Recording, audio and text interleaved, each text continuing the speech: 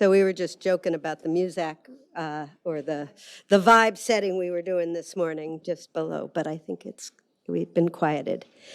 Good morning, everybody, and welcome to the Urban Institute. I have the great honor and pleasure of being the president here and also of getting to say how happy it makes me to see all of you here, especially in person.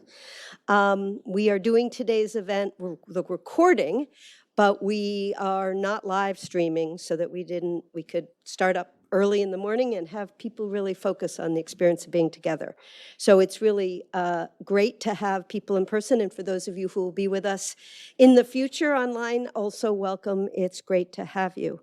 Let me do a couple of quick logistics. We are recording the event, and we will put links to the presentations and other things up on the website after the production is also posted there. We have provided an agenda with a QR code now that we're all digital savvy, so you can scan and get the bios of all of the people. We have two fabulous panels.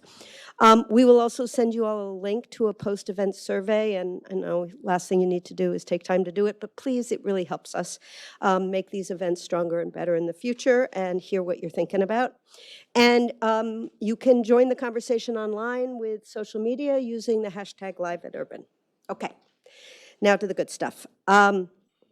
So today's event is a result of a terrific partnership with HAND, and I really want to acknowledge, so there you are, Courtney Battle and every member of the HAND team whose work we're going to talk about today. Urban is very grateful to be in partnership with you, and we'll talk about the fruits of that throughout the day today. Special thanks also goes to the Amazon Housing Equity Fund, which is represented today by Malachi McKinney. Thank you for being here. McKinney, I'm sorry.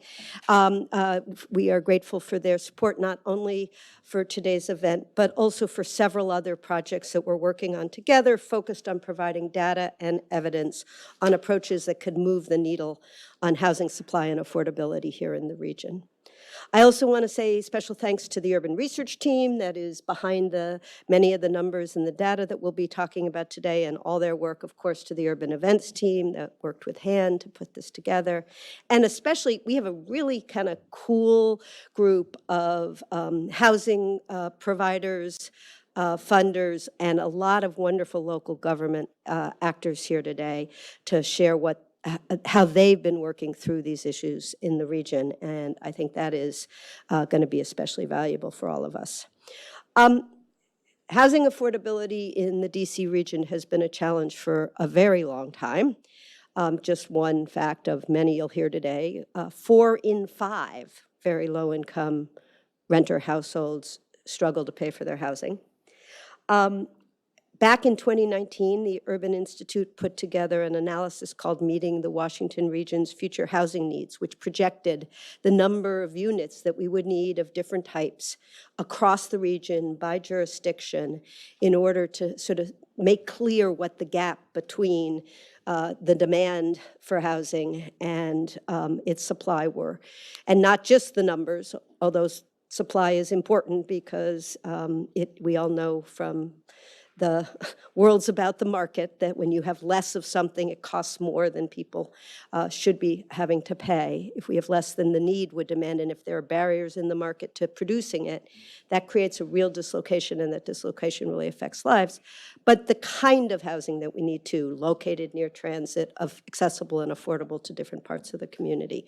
And it mapped those numbers out. And we've been working on continuing to produce that kind of evidence, insight, and solutions for this region for some time. At that time, lots of people were working on these issues, and the COG and others, but HAND took that set of insights in their own work together, and they built the housing indicator tool. Or I guess the tool was already going, but they built it, brought the data into it, which is a terrific platform that tracks housing production and preservation in all of the jurisdictions in the greater DC and Baltimore area to try to help all of our stakeholders create paths for removing obstacles to opportunity and supporting housing stability. And it, as a result of all of the things that have happened across this region. And we are in a region that I think can take some pride, and the hand tool release this morning or last night indicates that, in fact, the region has made some real progress. And I think not every jurisdiction across the country can say that as we have. We're going to see today on our panels some of the people who have worked hard to create that progress, when that includes the local government officials and the advocates and the funders and the producers and the like. But it also shows that we have a long way to go, that we have met more of the supply need than other communities have had. It doesn't mean we are at our goal for what we should have produced by now. But we have done okay. But the need for affordable, we are a long way from being able to meet and totally fill that goal. So today I hope we'll be talking also about how to shift some of those dynamics. We need collective effort from every sector, whether it's public, private, or philanthropic, to continue to close these gaps.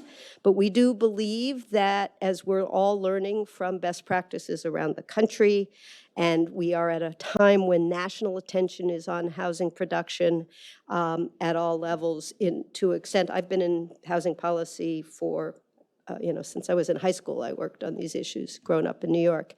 I've never seen a moment when the attention, the State of the Union had, 122 seconds of housing policy. That, I've been in the White House. I fought for those seconds. I never got more than 22 seconds in my life. So that is given what else is on our national agenda, that suggests, and the next day, I guess it was the next week, we had the director of the National Economic Council here at Urban elaborating on the administration's housing policy agenda. We are at a moment that we have the opportunity to organize ourselves and galvanize to preserve existing units, produce enough new housing to meet the demands of already the population we have and the almost certain expected growth, and protect renters and homeowners from discrimination and displacement.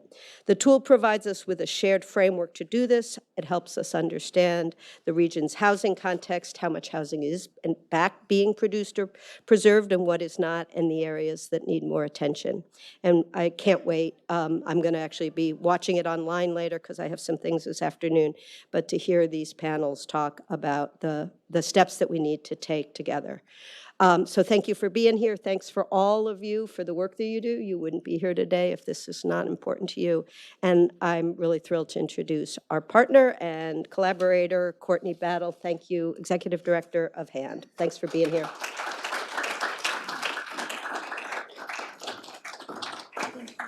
Very welcome. Thanks.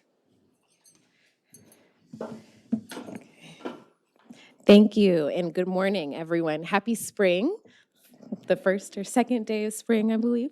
My name, again, is Courtney Battle. I'm the Executive Director of HAND, and on behalf of our board and staff, would like to welcome you again to the release of the Housing Indicator Tool 4.0 data findings. Thank you for making time today to be a part of our program. We have a great lineup of conversations designed to address the region's housing crunch. Before we get into our first panel, I would like to just take a moment to thank our sponsors, particularly Truist and Wells Fargo, who have supported the Housing Indicator Tool since its inception.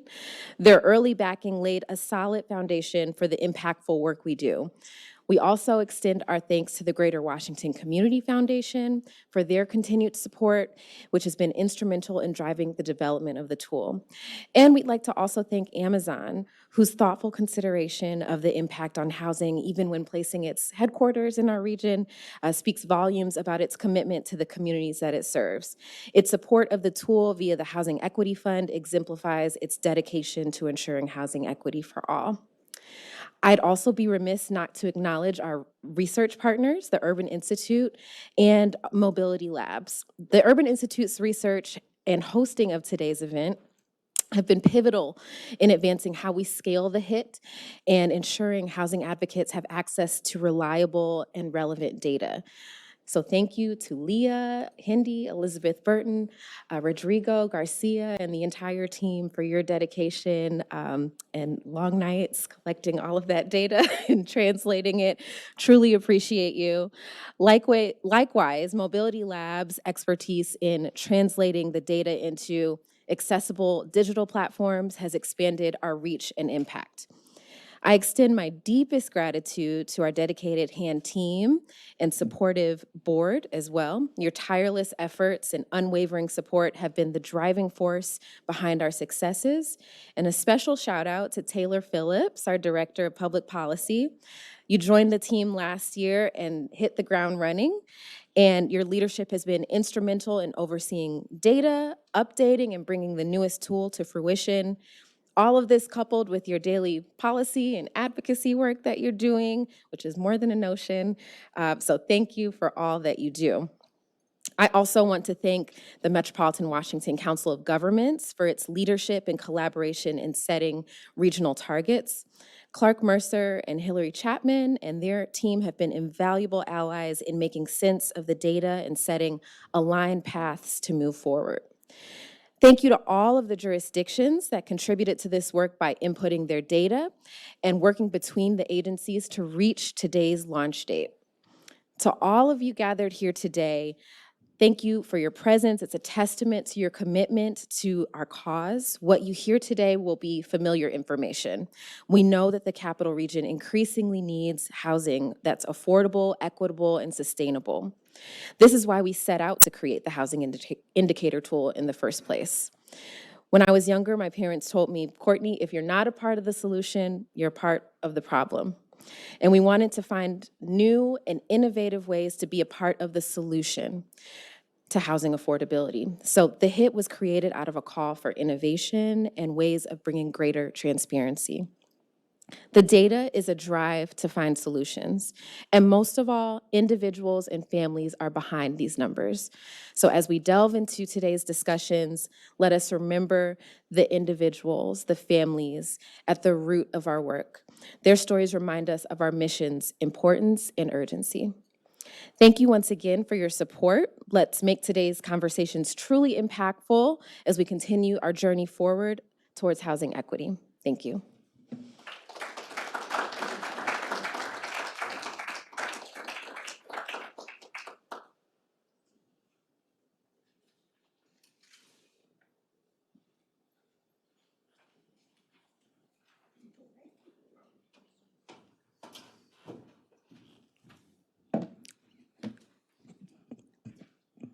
Thank you, Courtney.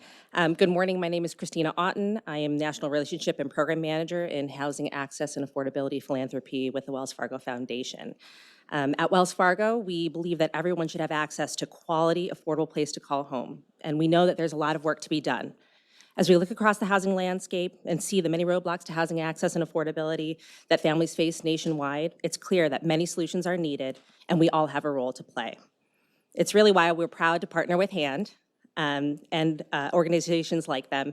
And I really want to thank them for having the vision and the courage to turn these goals into a tool that supports action and accountability for housing production and affordability solutions across the region. Really, the best thing about the HIT is that it provides real context for depth and breadth of the need. It isn't merely a repository of supply data or a list of policies. It humanizes the issue and shows us what's at stake if we don't act accordingly. If you've ever sat face-to-face with families on the wait list for housing, hoping they wouldn't have to uproot their children for yet another school year, or deciding whether they were going to pay rent or grocery bills this week, you understand what I mean.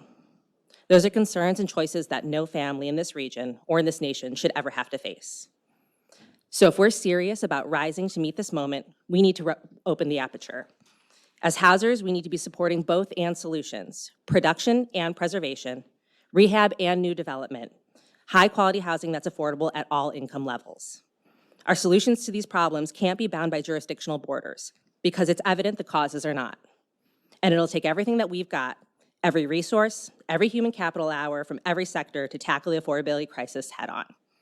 So Wells Fargo looks forward to continuing our support of the HIT and the fight to create a more equitable region for all. Thank you.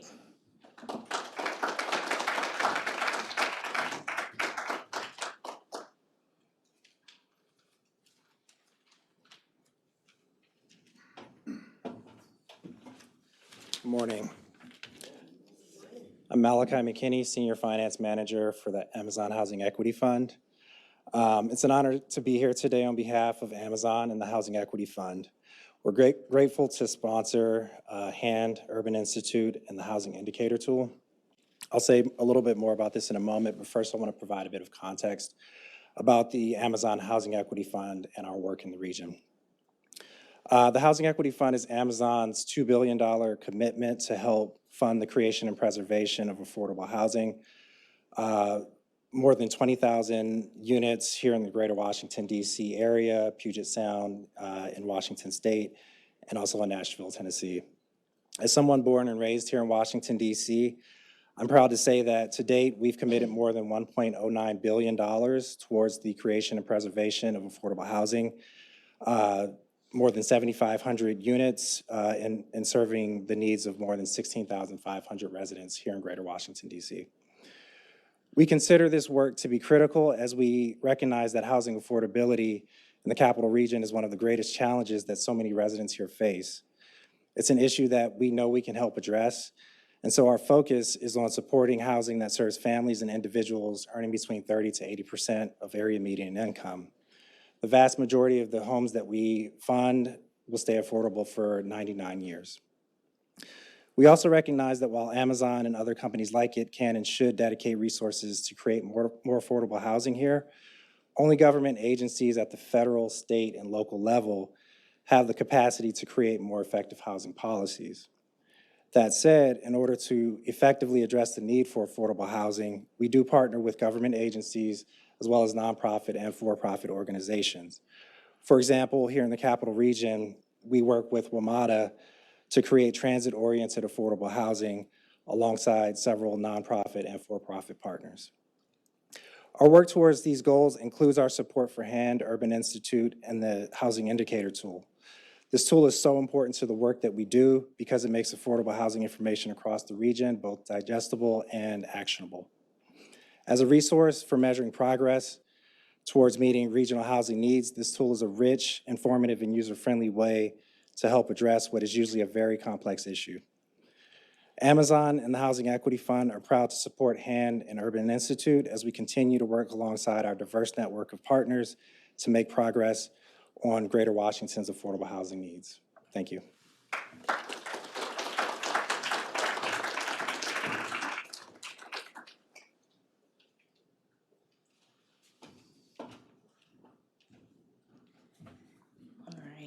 Lower this a little bit. Hi, everyone, and thank you, Malachi. Thank you, Christina, for your remarks and your amazing support of the tool. My name is Taylor Phillips, and I am the policy director here at HAND, and I'm so excited to be here with my HAND colleagues and the team at Urban to release this year's Housing Indicator Tool. Let's see if we can get the slides up. There we go. I'm going to do some context setting on why the HIT exists and what's new for this past year. And then I'm going to hand it over to Leah Hendy with the Urban Institute to share the results from 2023.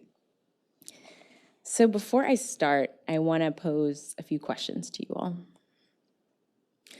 How do we remove the barriers to accessing quality, safe, affordable housing in our region?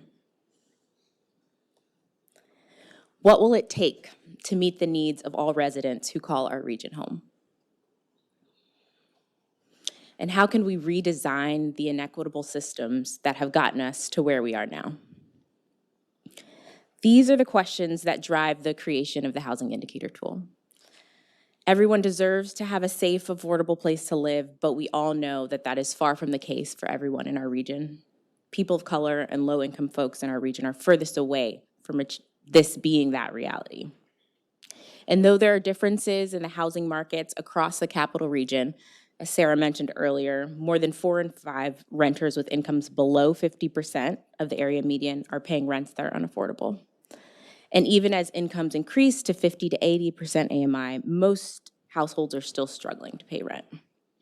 And most of us in this room know that a well-functioning housing market, one that meets the needs of households of all incomes, is widely understood to provide important benefits for stability, health, economic mobility, and well-being of families. So to tackle our regional affordable housing challenges, we need more housing across the income spectrum, both to meet the needs of expected population growth and to better serve existing residents. And we believe that achieving a vision where all folks in our region have housing they need to thrive requires all of us to understand the structural racism that contributes to housing and economic insecurity and instability, and to proactively map out a path to increase equity in housing outcomes. So that's where the housing indicator tool comes in. The HIT is a platform intended to track progress towards meeting regional housing production and preservation goals in the capital region. It outlines features of a housing policy toolkit and how that is being deployed in each jurisdiction, makes the important link between housing and racial equity, and has calls to actions for each sector. So a little bit about where this all began. You've heard some of this before, but the tool served as a response to the 2019 Urban Institute report that called for 374 net new housing units between 2015 and 2030 to adequately meet the region's affordable housing crisis. And 77% of that should be affordable to middle income households and below. And these targets that are used in the tool were benchmarked based on locally produced demographic forecasts produced by the Metropolitan Washington Council of Governments.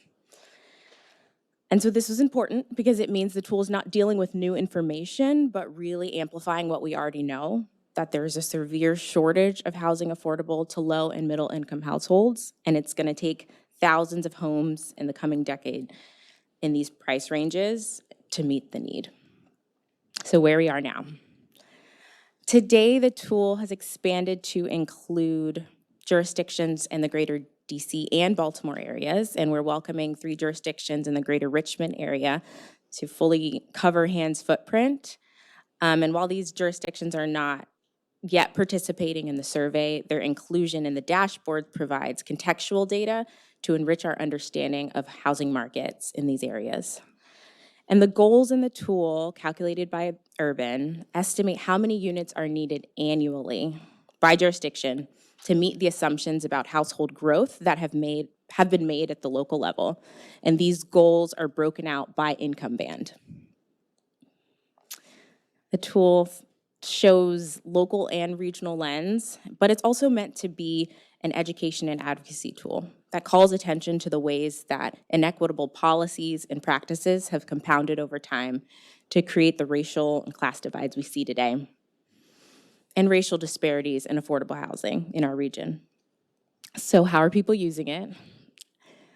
Local government officials, developers, advocates, and more are using the tool to understand the local context in their jurisdictions, inform their advocacy, and shape case-making to gain support for housing-related policies and programs in their spheres of influence. So we've come a long way. We've gone from just focusing on the DC region to expanding geographic reach. We've also deepened our focus on racial equity, environmental justice, and homeownership in the past 3 years, but getting to HIT 4.0, what brings us all here today. So you can see that there is a new look and feel to the HIT this time around. The main functionality is the same. We have the landing page that centered on racial equity, on what we're trying to solve and what each of us can do about it. And we have the dashboards that show jurisdiction level progress. In addition to the new look and feel, we have regional dashboards, and we also have a new indicator on potential home buyers by race, which allows us to better understand who may benefit from home ownership assistance programs and affordable home ownership opportunities. So a little more detail on the regional dashboards, and this is an exciting feature that aggregates all of the preservation and production, demographic and context data at the jurisdiction level and brings it up to the regional level. So we have one for Greater DC, Greater Baltimore, and Greater Richmond. And finally, before we get to the data, it's important to remember that we all have a role to play in this, like many of our speakers today have already mentioned. You're going to hear a lot of numbers about where we are in meeting the housing needs of our region, about preservation and production, but it's important to step back and think about the broader system that has gotten us to where we are now and what each of us can do to shift it. So the calls to action on the HIT identify tangible ways individuals and organizations across sectors can push for greater racial equity and make this a region where everyone has what they need to thrive. So with that, I'd like to invite Leah Hendy to the stage to share more about the 2023 results. Thank you.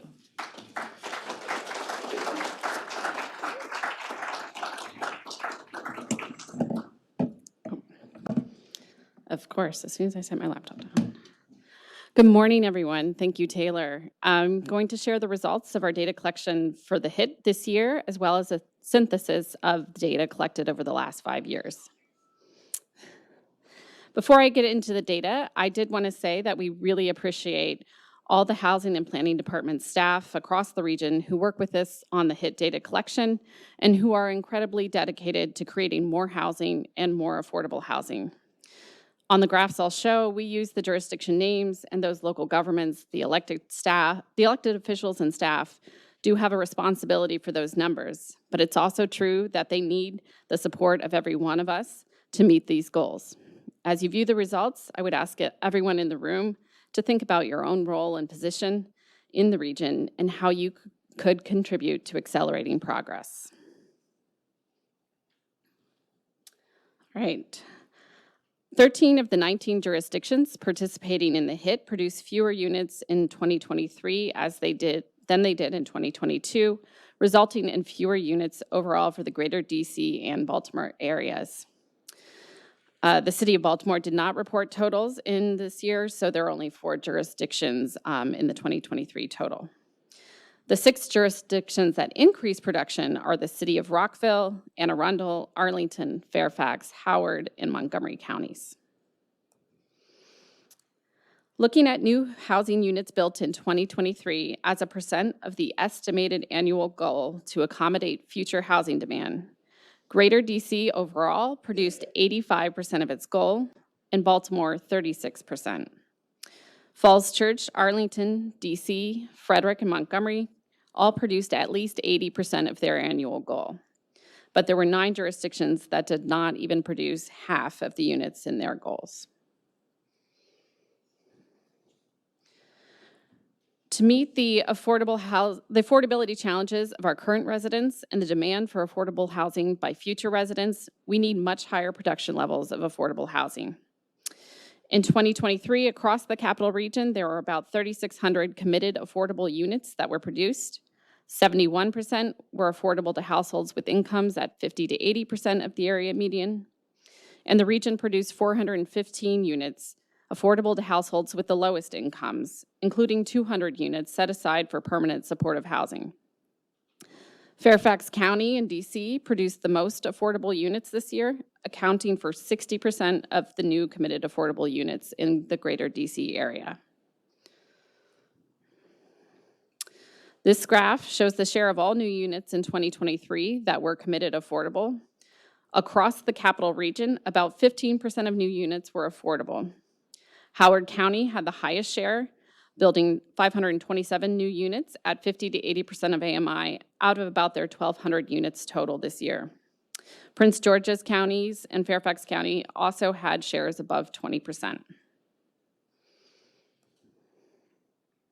While the production of new units is incredibly important, it's just as critical to preserve existing affordability. Subsidized units that are lost are rarely replaced, and it's typically more efficient to preserve affordability than to produce new affordable units. Reported preservation activity was down from last year.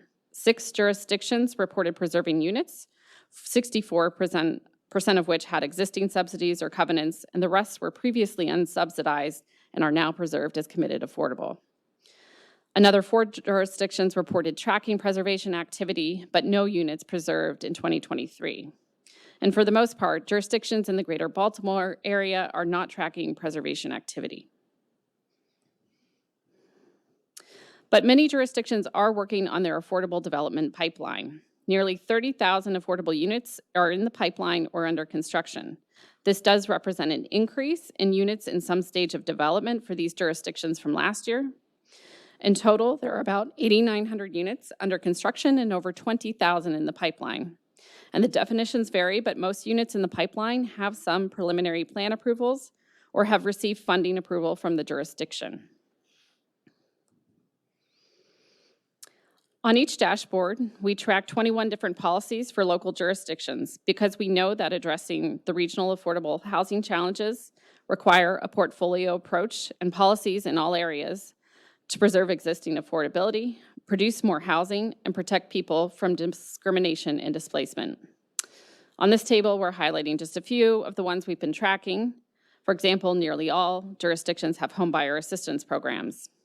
And with jurisdictions running out of federal resources for emergency rental assistance, we changed the question we asked this year to ask about programs that are using local funding and identified 9 in the DC area and 5 in Baltimore who provide these resources.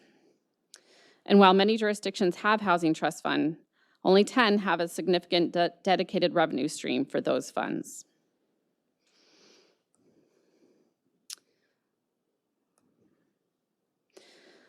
Now that we have 5 years of data collected from the jurisdictions in the greater DC area, I did want to share a look at that data. And I wanted to acknowledge I shared a preview of these slides yesterday with the jurisdictions, and one jurisdiction did flag that they had improved some of their data for previous years, and so some of those charts have been revised. Over the last 5 years, greater DC jurisdictions reported producing nearly 109,000 new housing units. The area has fallen short of the annual housing goal of 25,000 units each year, overall producing about 87% of the 5-year goal. 4 jurisdictions, in part due to their size, accounted for nearly 2/3 of new units over the last 5 years, with the district by far producing the most units, more than 33,000, and 31% of all new units in greater DC. Loudoun, Fairfax, and Montgomery counties each produce roughly 12,000 units apiece, accounting for another 1/3 of the area's overall production. And looking at each jurisdiction's production from 2019 to 2023 relative to the production targets that we estimated back in 2019 gives us a sense of whether the production is spread proportionally across the region according to where we expect to see future housing demand. We found that 6 jurisdictions exceeded their targets, including relatively smaller jurisdictions like Alexandria and Arlington, who have produced well beyond our estimates. Loudoun and Montgomery counties are also on track with 95% and 99% respectively. And most of the jurisdictions that are on track for meeting the overall housing targets are generally producing the majority of their units as multifamily housing. Frederick and Loudoun counties, which are further from the urban core, are an exception to this, with much lower shares of multifamily housing.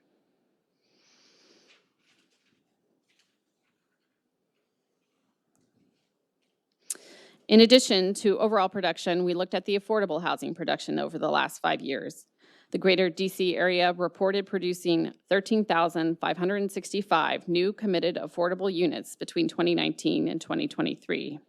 2/3 of those units are affordable to households with incomes between 50% and 80% of AMI, 1/4 at 30% to 50% of AMI, and only 8% affordable to households with the lowest incomes.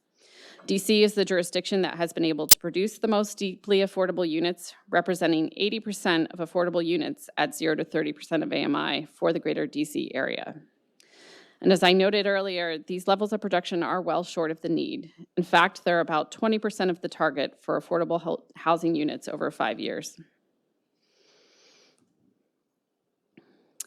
Looking at the jurisdiction level on affordable housing production over this period, DC and Arlington stand out from the other jurisdictions on their progress towards their affordable housing targets at 60% and 35% respectively for the 5-year period.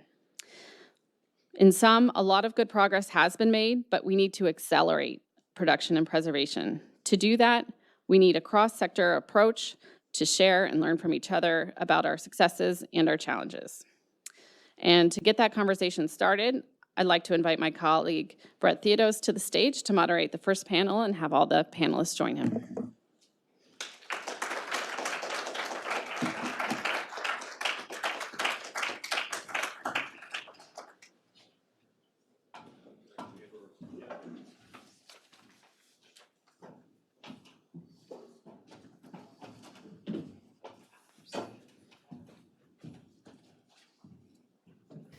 So great to be with you.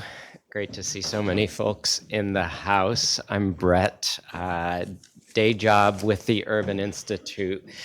Night job in this context is a commissioner with the Prince George's Housing Authority and founding board member of the Douglas Community Land Trust. So representing some local housing as well. And I'd love to have the panelists run down and tell us just a word of who you are, where you are, and what you're bringing forward today. Carmen Romero. I'm the CEO of the Arlington Partnership for Affordable Housing.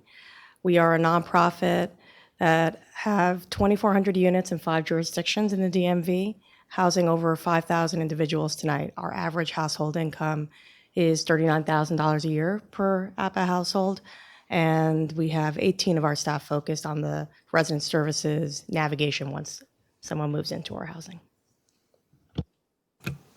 Good morning, everyone. I'm Brett McLeod. I'm an executive director at JP Morgan Chase in the Community Development Banking Group. Sorry, my voice is raspy from the blooming cherry blossoms. I am based in DC. I cover the Mid-Atlantic. We define as Pennsylvania through the Carolinas, and I'm primarily focused on construction and permanent financing for affordable housing. So the bulk of that is low-income housing tax credit transactions, but also other types of income and or rent-restricted deals throughout the Mid-Atlantic. Good morning, I'm George Klebb. I'm with Bon Secours Community Works. We're a multi-service organization in West Baltimore. We provide programs and services in 3 basic areas: youth and family services, economic development, and housing and community development. We are part of a larger health system, Bon Secours Mercy Health, that's in 7 states and Ireland. And we're a place-based organization doing housing development, as I mentioned, and dealing with the realities of really overall neighborhood revitalization and connection to economic and other opportunities for people in this community we serve. Good morning, Javon Burton with the Partnership for Housing Affordability. We're a small nonprofit located in Richmond, Virginia. We focus on working with local governments on housing policy, try to be the lead convener in that space. So partnering with local governments, housing stakeholders, developers to figure out how we can advance opportunity at the local and regional level. Hi, everyone. I'm Kate Owens. I'm with Jair Lynch. We are a private developer. We have a mix of affordable and market rate units, really grown our attainable platform, both through covenants and then just pure acquisitions and trying to preserve affordability. So yeah, I'm really excited to be here today and talk to you all about how we've worked with some of the other amazing people in the room. So I thought the tool is fabulous and the data as well. I love the vision of an accountability tool, not just an informational tool. And so I want to commend the work that went into that. And we heard about some of the historical reasons about why we are where we are. We heard the data about where we are. And I'd love from your perspectives, I hope you're all struck in the room as I am at the diversity on this panel. We have different sectors, we have different geographies and perspectives, and so I think it's that richness that will really help us get the insights we're looking for. So Why are we not meeting our housing production goals? What are the challenges that we're grappling with? Help us make it plain this morning. Any of you jump in. I'll go lead off here. Two things right away. It's expensive and it's complicated. And it's gotten more expensive and more complicated. I think that, you know, there's been a lot of progress in the mechanisms, or at least the rigor of what you have to do to get, you know, either whether it be a new deal or a preservation deal together. But, you know, the capital stacks are, you know, where it used to be 3 or 4 sources. Now it's not uncommon to have 8, 10, or even more sources. It creates it's a protracted process, even after, you know, cornerstone kind of funding has been awarded, like tax credits. What used to take a year now takes 3 years very easily. So that, number one, you know, those two factors, you know, it takes longer, it's more complicated, and of course it's more expensive. I think the problem is the toolkit doesn't exist for long-term affordable housing at scale. It doesn't. So for those of us who are fortunate enough to piece it together, and I'm grateful we have 6 projects under construction today. I'm very proud of, you know, how our region has done over the course of the last few years. But the reality is I get together with my peer group of nonprofit affordable housing developers all over the country, and every corner of this country is falling short. 7 million housing units short. There's not enough gap money. You have a tax credit program, which is the only true affordable long-term equity source that has not been substantially expanded. And even though you have bipartisan support around that, it should be, we can't even move that forward. So localities are doing the best they can do, but their toolkit is limited by budgets and other realities. And in the absence of a federal system that is going to help us get to 7 million affordable housing units, which, by the way, have to be at the 40 and 30% AMI level and below. The private markets, there is no return there. So don't kid yourself that the private capital is going to show up with the capital we need to achieve this. So I think fundamentally it's just a lack of the tools, because we have the skill and we have the passion and the energy to deploy them. And thank God Amazon came to the region with $1 billion of soft money over the last 5 years. They're gone. So they've spent it down. They're here. But others have to step up in the private sector with that kind of money, or we're not going to have the numbers you just saw in HIT 4.0. I would just also add, there's one wonderful thing about the region is the ecosystem of people acting in this space. And the local governments have stepped up in a way you don't see in other regions across the country. Nonetheless, it's highly fragmented, and it's really hard to meet all of the goals of different local jurisdictions with state governments, with federal governments, and put the whole thing together. It's just, it's mind-boggling as you start to actually try to act.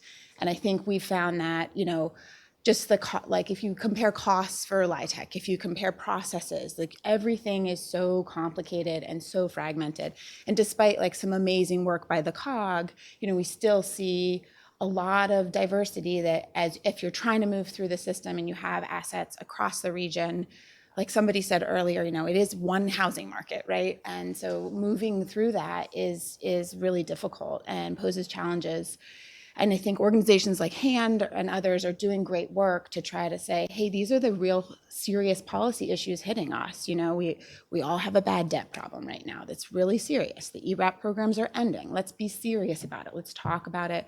Let's advocate together, whether nonprofit or for-profit developers. We're all in the same place of dealing with insane complexity. Not insane, a lot of complexity, sorry. Went a little overboard. I just wanted to chime in, and one of the things that struck me from the slides that were shown is, yes, we have a ton of work to do. We're not meeting the need. It's been a really hard 4 years, and there's been a lot of production during those 4 years, so I don't want to lose sight of that either.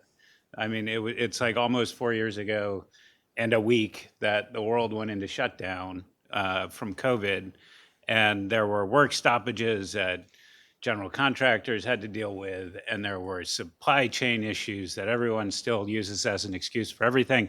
But there have been significant headwinds with increased interest rates and construction costs, and we collectively as an industry have come together with a lot of smart people, who are in the room right here, right now, trying to figure out a way to continue to try to meet the need, which is enormous, and we're not there.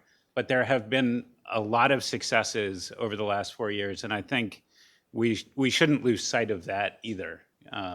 So I just wanted to throw that in there. I'm usually the Debbie Downer, but I think we should also celebrate those successes as well. So I think one element that hasn't been mentioned is our population and demographic changes that have also kind of strained an already limited system. So if I think about in Richmond, where we have, it's a fast growing region, you have a lot of folks post-pandemic that are moving there from larger metropolitan areas. That's making it incredibly more competitive for an already limited rental supply, for example. But also with our demographic shifts, we've seen different living preferences that our housing system in Richmond, our local market's just not in a position to accommodate at the moment. So things like multi-generational living is becoming another dynamic that we just aren't prepared for. Additionally, senior housing. So we have some jurisdictions that have an incredible amount of seniors, and aging in place is very difficult right now. And then you balance that with many seniors are living and occupying units that would be first-time home buyer inventory. But since there's nowhere for many seniors to go, affordable assisted living doesn't really exist. That creates a logjam in the market. And so I think these dynamics force us to stretch already thin resources, and it's hard to focus on priorities when you're trying to figure out all the different elements to this issue. I do think being a developer is one of the hardest jobs out there. So validating the Swiss Army knife of things that you have to master across places. And I wrote, my first word I wrote down was hope. I do want us to focus on the things that are going well and the things that do give us hope, because there is incredible capacity in this region and incredible commitment.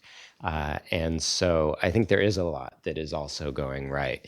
I do think, I agree, we are facing some headwinds, interest rates, we are seeing challenges. I would also add, we had some big plus-ups in stimulus money, and sometimes that went directly to renters, and that helped with the rolls, but sometimes it went into projects. And we are in a more fiscally constrained environment at the state level. Federally, we're going to be there certainly for at least a little while. So those are other headwinds that we're grappling with. But I would want to hear, it's in the title of this event, collective, and what is it that has enabled you to pull together a project or an investment or a series or a succession, whether on preservation or production side? What are some of the things that you are able to do that you are seeing are contributing to the numbers that we did see on the slides? Let's start down at that end. Sure.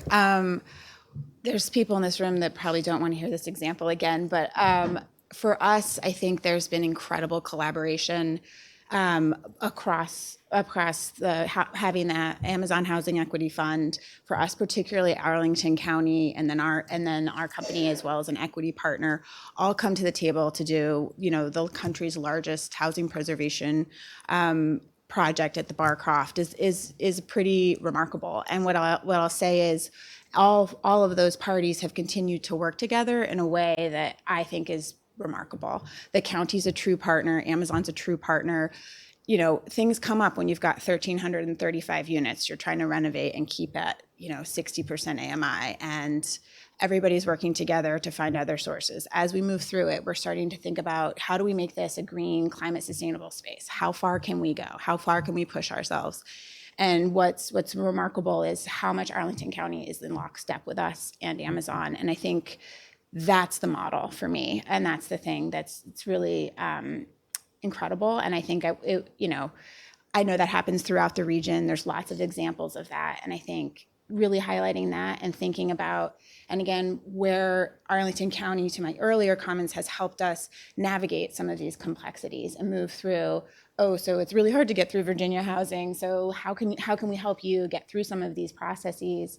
I think it is the gold standard, and I think having the presence of the Housing Equity Fund and others, there's still work to be done to make sure everybody's capital stacks up. It doesn't, like, all the requirements don't stack up right now. So the LIHTC requirements don't really match with the Housing Equity Fund requirements right now. There's a mismatch in scoring. There's a mismatch in lots of different pieces. But what's great is the people are at the table working together. I'll start there.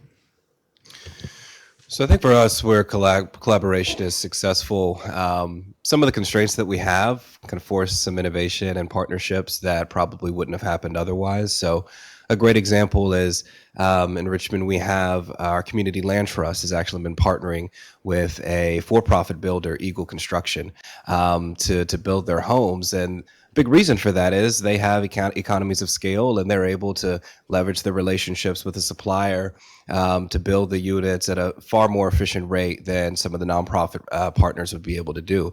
So that's enabled our local land trust to go from doing smaller size developments to doing some of the first land trust subdivisions in the country.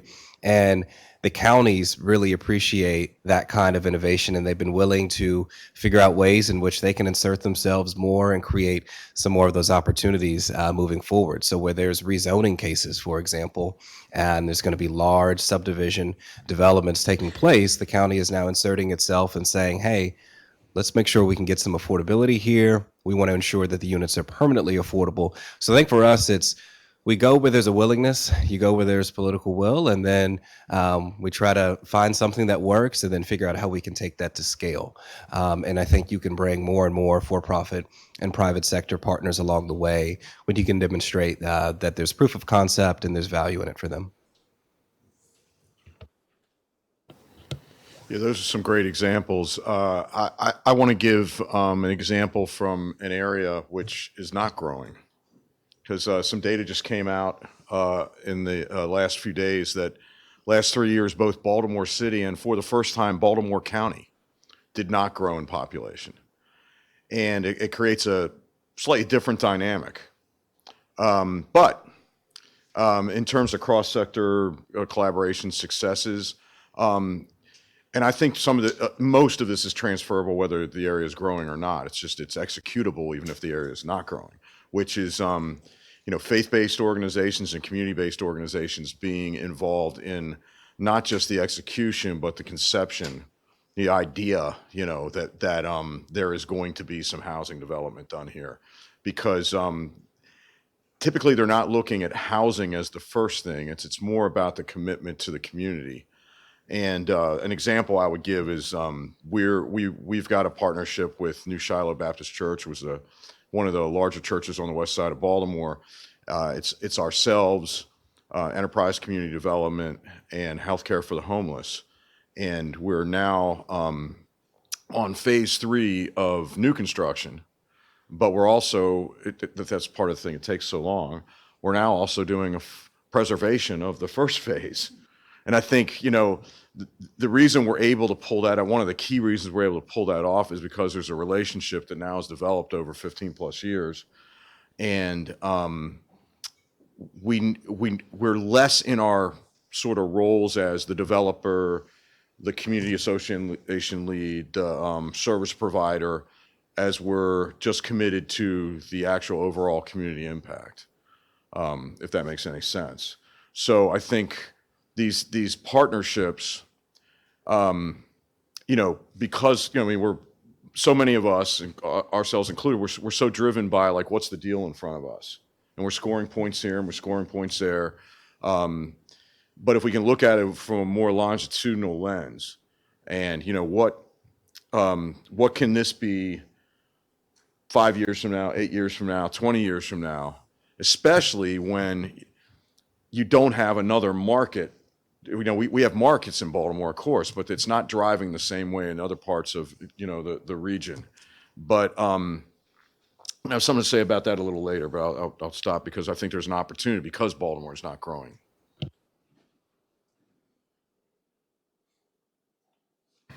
I want to give, I guess, two examples. One on the operational side that we haven't talked about much today. I think your data proves out the need for 30% AMI units and below is not being met. And because of that, where are those individuals living? They're living in units that they really can't afford, but there's no other option. So 90% of our housing is in Virginia, and I think one of the things that has really worked well is eviction prevention. We went through 3 years of the pandemic. We went over with my board yesterday, property by property, our eviction data from last year, where we had years of moratorium, and the rest, it was 2%. And pre-pandemic, we were 1%. That shows that in the moment where we needed to keep people housed, we had access to the partnership tools with the jurisdictions to deploy rent relief quickly, and we show that we can come together, we're in a crisis, and solve a problem to keep people housed. From a development standpoint, and I really want to give kudos to Fairfax, a newer partner, the Arlington Partnership for Affordable Housing. What are we doing in Fairfax? We were inspired by the HIT tool 2.0 to go regional because it was a regional problem. And the first door we knocked on was Fairfax, and Tom Fleetwood and the team closed a deal with us in December of this year. 2 21-story towers in the middle of Tyson's Corner on a 2-acre lot that's going to have 516 new affordable homes. 100 of them will have housing choice vouchers to serve that lowest income. We bought that site from a car dealer, right? Fairfax bought the land for $20 million. We got a permit in 6 months. So I want to say, thank you, Housing HIT Tool. We wouldn't even knocked on Tom's door if I hadn't seen this report with Nina and my peers saying, we have to do the good work that we've been so fortunate to work with Arlington, one of the most innovative, creative, incredible political leadership, but we can do more. And how do we continue to be a good partner to jurisdictions like Arlington, where we're born and raised, but become a regional player? We can do this. We can take the tools from one jurisdiction to the other, but I did want to recognize Fairfax for that. I was waiting to chime in. It's such a huge topic. I think, like George was saying, there's a lot of overlap with affordable housing, with faith-based organizations, with healthcare systems. Higher ed is getting involved. I mean, from where I sit on the financing side, the great news is that affordable housing is in the headlines a lot more than it ever has been, frankly. And that was part of the opening remarks. So the fact that there's a brighter light being shown on this issue is really helpful. And I think the financing tools are somewhat limited in order to solve it. But when we're talking about the lowest income, 30% and below, I cover a pretty wide market, and the local rent supplement program in DC is a really effective way of helping create more 30% and below units. But in order to do that successfully, you need to think about what are the needs of the people that you're trying to serve. So there are behavioral health issues, there are substance abuse issues. So I think in trying to serve those units, in order to do it well and to do it in a really genuine way, we need to be really intentional on the housing and the services that are being provided for the people living in those units, which layers on another layer of complexity of how do we fund it. So, as you're solving one issue, it really comes down, from my perspective, is there the political will to put money into the issue at the state, federal, local levels, and what innovative financing techniques can we try to come up with to help solve that issue. So state tax credits are one. I don't mean to be rambling here, but it's like it takes a lot of effort to try to figure out a really complex problem, both from a housing perspective, but then also from the services that are needed to make those housing development successful for the people living there. And that's why we're all here, is to serve the people living there. Can I just add one thing? I want to underscore something that Carmen said about, the 30% AMI units. They're really critical. We find, you can't finance, we need 100% subsidy for it. And it needs a long-term operating subsidy. And I think Carmen said this too, this isn't something the private sector can solve, right? That's not, impact investors not going to be in there. So really being honest about that and thinking long-term and saying, how are we going to cover the long-term operating implications of these policy goals and matching that up? I think absolutely we all want to see more 30% units. Getting them done practically and operating them with the right services so that it's an actual, like a PSH with a real S, like what are those services? Are they real? And are we all doing a good job and accountable? That's still a huge challenge, I would say. So I just want to underscore that from a perspective. Thank you. That's where I want to go with our next question, which is, part of the complexity of our region is so many jurisdictions. That does give us the advantage of being able to look and see, oh, you're doing that well, and you've got this figured out, and oh, this needs to change. And so I'd love for you to help us understand, we've got policymakers coming for our next panel.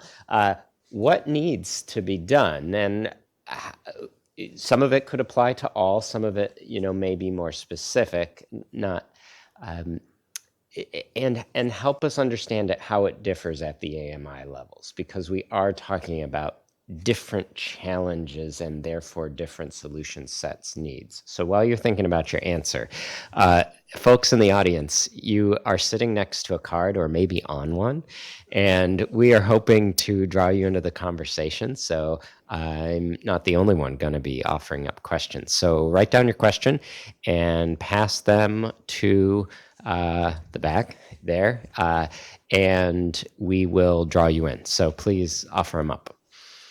Okay, so what's going right? Let's start from Baltimore and we'll go back.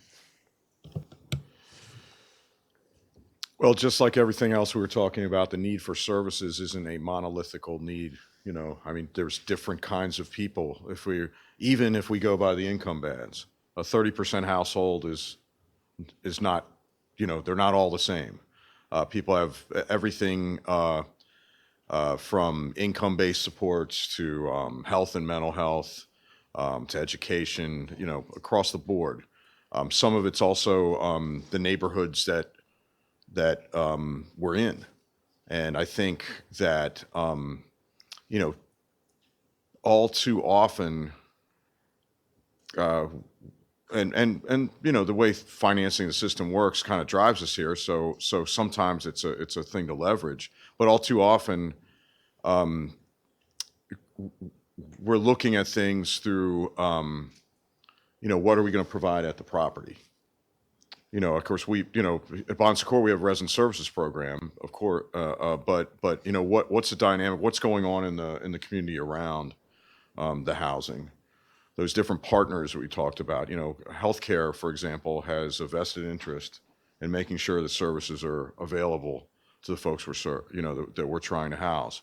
So I think it's about pulling in a broader community approach and trying to engender that same level of ownership. I know the accountability, of course, has to rest, on the operators of the housing at some level, but it's really about pulling in all the various partners that could be stakeholders. And once again, I'm going to say it again, starting with the community that you're developing this housing in the first place, the residents that are already there. I'm happy to jump in. I do think, I love what you said about being able to take great things that are happening in different parts of the region and share them. I think what Montgomery County has and DC has with real estate tax abatement and right of first refusals are tools we don't have in Virginia that I now that I'm kind of recently doing work in those jurisdictions, would love to see Virginia take on. I think Arlington being the kind of lead in smart growth and in density and the no car diet and transit and actually making that work is something that I hope other suburbs can adopt. I think Fairfax's use of public land on the regular basis, because they have the land, to have an RFP so that they can eliminate that very substantial part of the capital stack. So the more we can kind of learn from each other, I think the better the region can do. Yeah, I think I'm glad you mentioned taxes, and that's something that we've been trying to leverage our local economic development authorities as of recent to figure out how they can play a larger role into housing. So looking at things like performance grants, which will be a part of your traditional economic development deals where you're working with a commercial project or whatever it might be.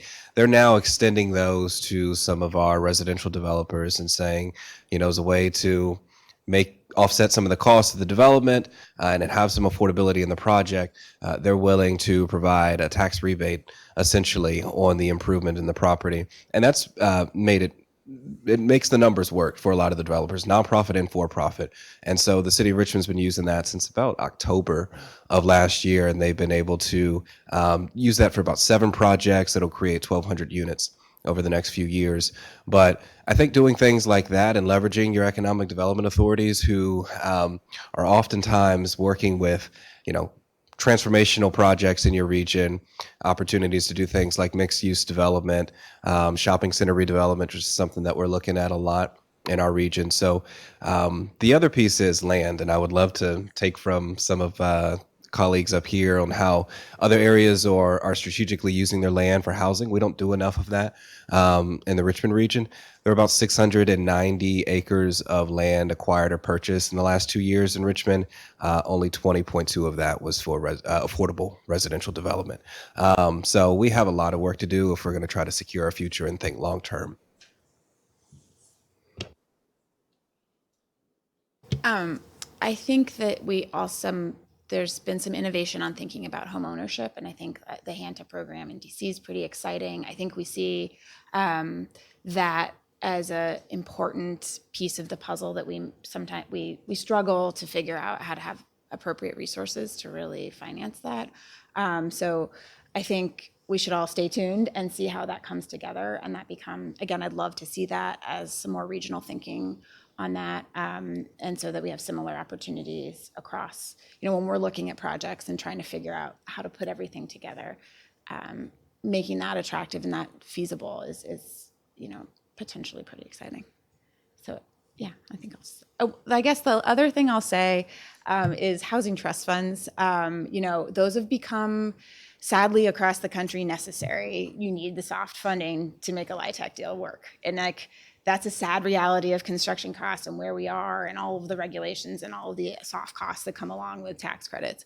And I think remembering that trust funds are supposed to be flexible, right? You putting bells and whistles and trying to solve all issues with your housing trust fund dollars becomes really difficult from a developer point of view. But nonetheless, such a critical source. And I think, again, we see across the region really great commitment with housing trust funds and commitment to providing soft funding. But again, just thinking if you move throughout all of these jurisdictions that those trust funds have increasingly more restrictions and regulations on how you can use that money and how you can put it into a deal that doesn't necessarily move with the market or with how competitive LIHTC might have become, or you're in an interest in doing, ownership programs or what have you.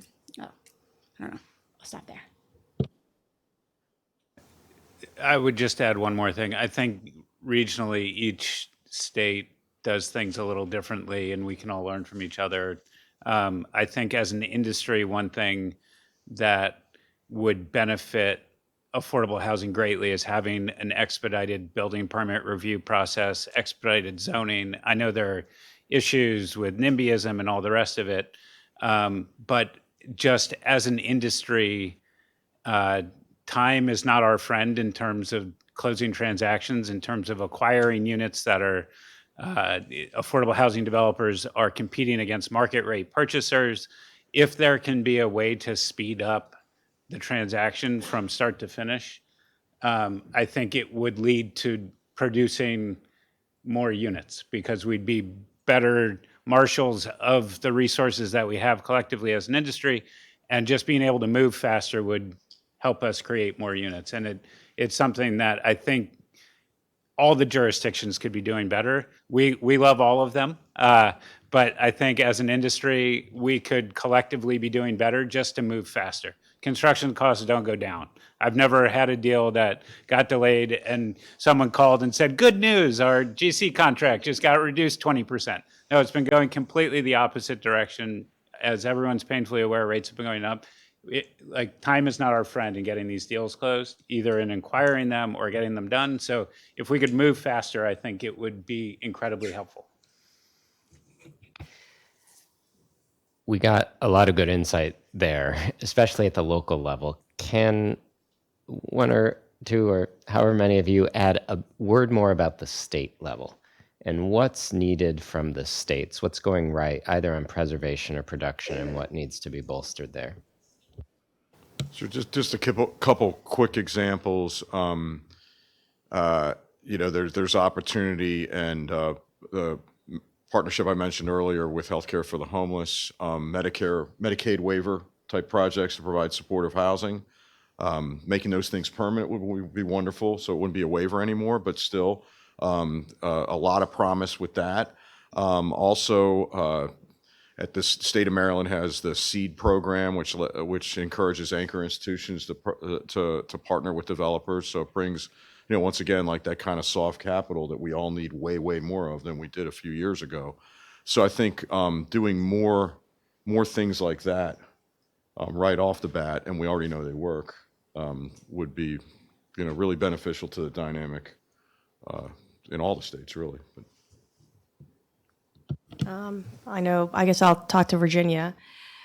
I think one of the things Virginia does best at the state level, and I talk to my peers all over the country on a regular basis, is it's a very transparent system to access affordable housing funding from the state. QAPs where they have open sessions about changes they're planning on making. Everyone's application is due the same day for 9%. We all compete. They post all of our applications. We get to review each other's work, offer constructive comments on someone else's application that we may offer. And they make it so that you know what you need to do to be successful in their program. So you're not, and I think that's not really commonplace. I think you have a lot of parts in this country where it's maybe more political or you're not quite sure how it's done. So it allows things to keep moving and allows you to take risks and be confident about investing pre-development money to start a project.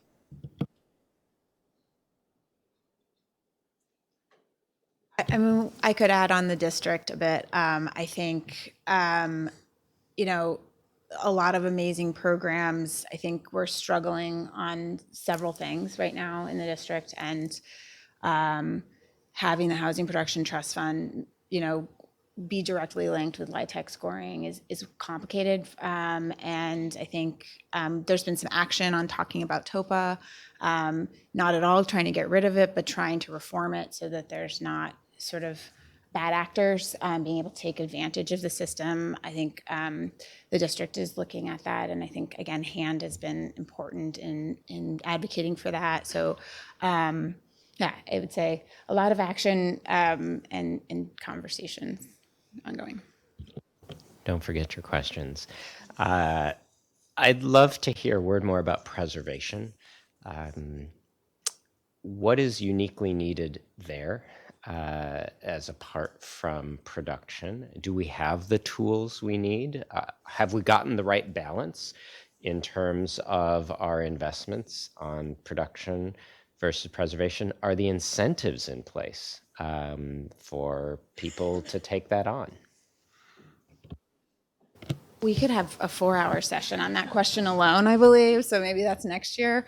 I'll start. I mean, preservation is a dramatically different business model than development, particularly in the, for affordable housing, right? So trying to shift from being a developer to being to value add preservation, right? Or like trying to manage cash flow is incredibly different. It requires a different set of people inside the operator, right? Like I need a different team of people to look at things. It's not a development team anymore.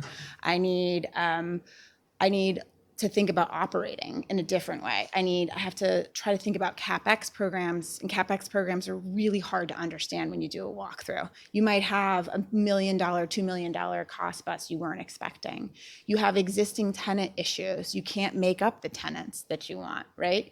You might have, a property that has a gang that's really running the property, and how do you deal with that, right? These are very different social and economic situations with preservation. Nonetheless, it's most of our affordable housing, right? So LIHTC, although we love it and it's an amazing program, only has created 3.5 million units across the entire country. That's not enough. So the preservation is really key. It's very difficult to compete nonetheless if you're trying to do a redevelop, you're trying to renovate and get LIHTC resources for preservation. It's difficult. It's really hard. The system is not set up. Again, the Housing Equity Fund has come in and tried to change that game and moved things around. We're not there yet. Again, like things are just not quite layering up. And again, a real consideration, I think, and I always underscore this, it's different people, it's different business model, and being aware of that and providing technical assistance and support. And I think, again, from stuff that APA has done and work that we've been doing with Arlington, like we're making progress and we're getting better, but it's a different ballgame.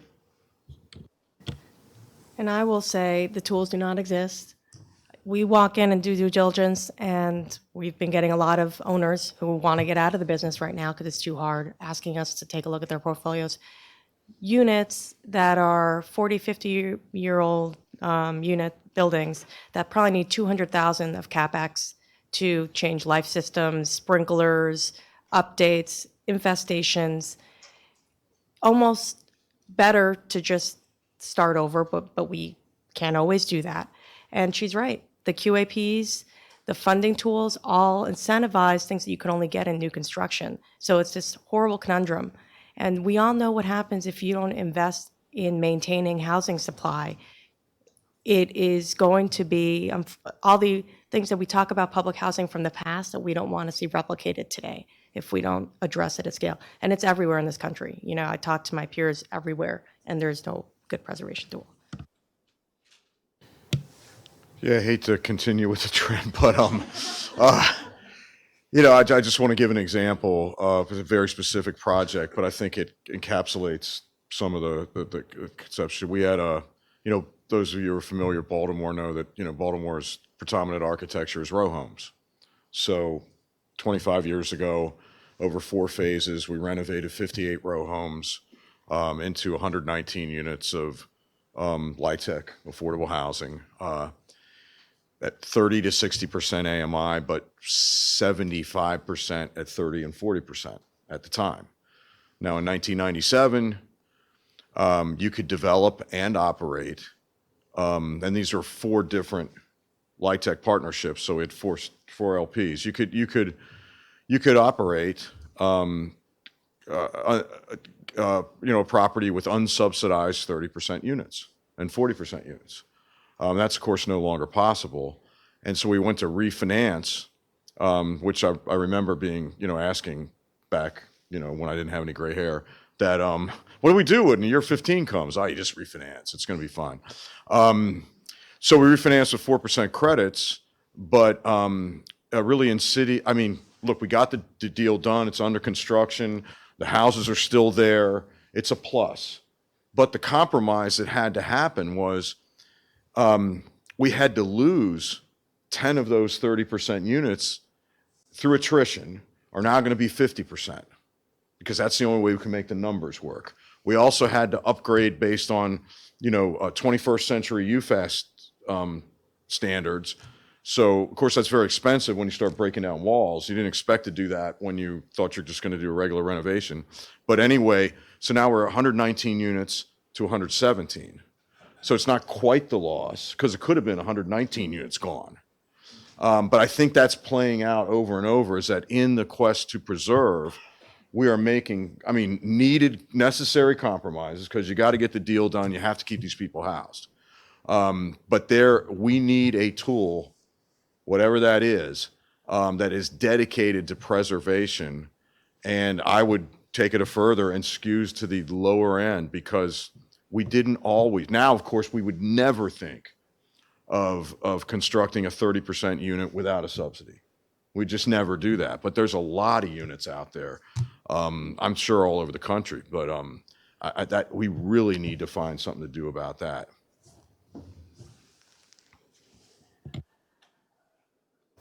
Lots of good questions. Keep them coming. I'm going to try to tie a few of them together. First, maybe though, a quick one. Somebody interested in Baltimore's vacant abandoned housing, and how much can that be deployed, or is it facing some of the same challenges that you have been describing? That's not a good fit for what we need. I think there's tremendous opportunity there, but there's also a reckoning that I think most of us in Baltimore have come to, which is we're not going to be a city of 1 million people again. We just had really a potentially groundbreaking announcement between the mayor, BUILD, which is Baltimoreans United in Leadership Development, faith-based organizing group, and the Greater Baltimore Committee, to effectively say that the 15,000 plus officially, vacant properties in the city of Baltimore will be the priority for redevelopment. But there's a couple ways to look at this. There's the first thing I just said, which is, we're not going to have 1 million people anytime soon anyway. So what do you do with that land? Which gets to the second part of it, which is, there is opportunity in Baltimore because the cost of these properties is much less and about to get really cheap, because the Board of Estimates just passed basically going back to the old dollar house kind of idea. Now, how feasible that is for most people, who knows? But they're setting a price now for vacant, for like a not-for-profit developer, $3,000 a property. I mean, having that predictability is going to be a great leverage, and also it's not a humongous number. It's going to, that in itself is going to be a great tool to at least planfully redevelop. But the vacant housing, the vacant property issue in Baltimore is solvable if we take a look at the entire built environment and look at what can be done with, parcels that either were formerly housing and something's been, demolished, or existing housing that might be too far gone. Because, the cost per unit gets humongous. It's more than, you might as well rebuild it. It's a lot cheaper to do it that way.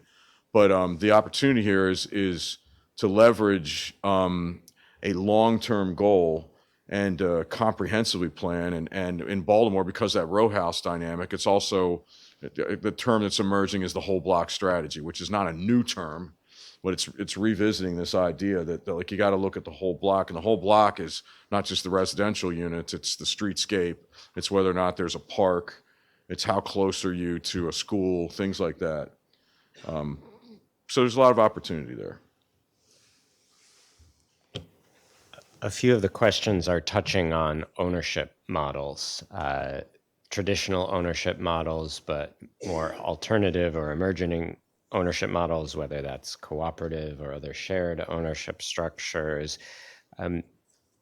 Do we have the tools to support those models? Are we just kind of locked in the LIHTC box and doing what we have because that's what we have? Have you seen creativity in the region around those resources?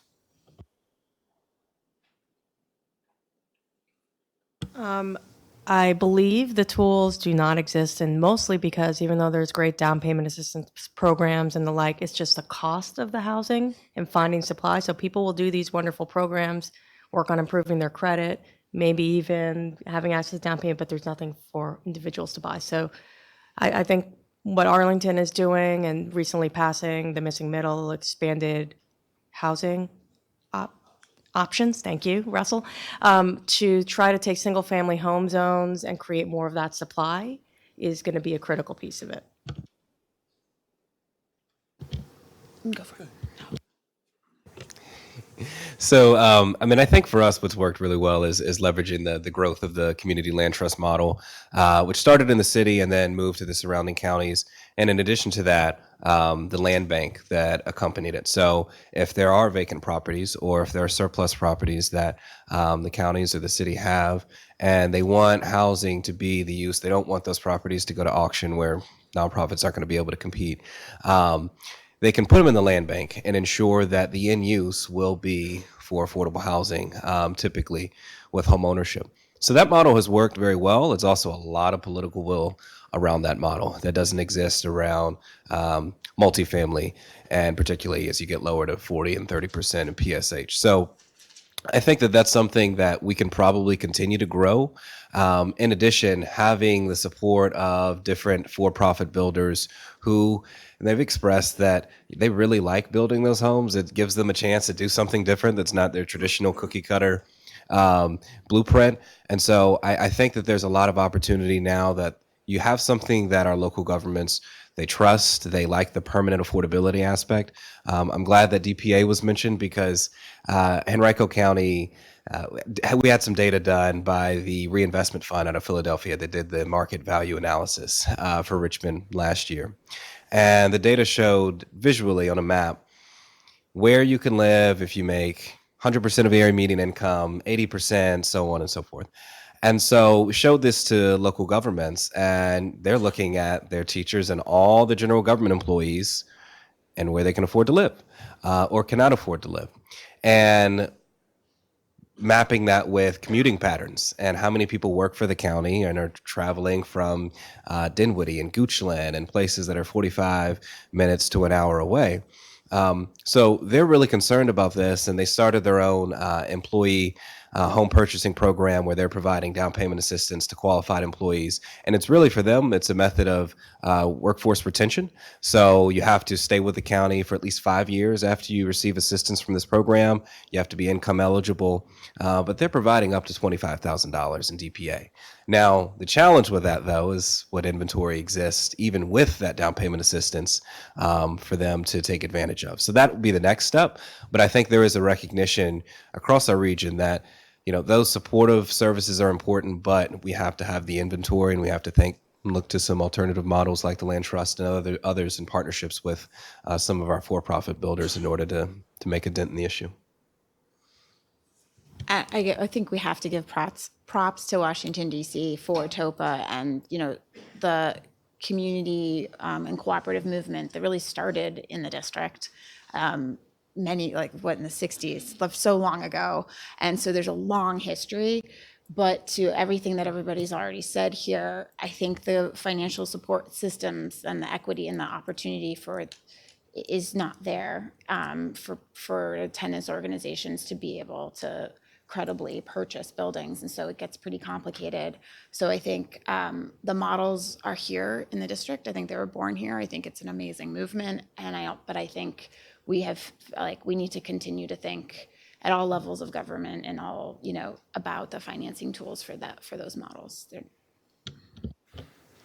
There's some refrains running through our discussion about how our tools are, what they can accomplish, and what they're not well positioned for. One person asked about how local government can do more than just gap financing. And do you have examples where local government's stepping in to do more?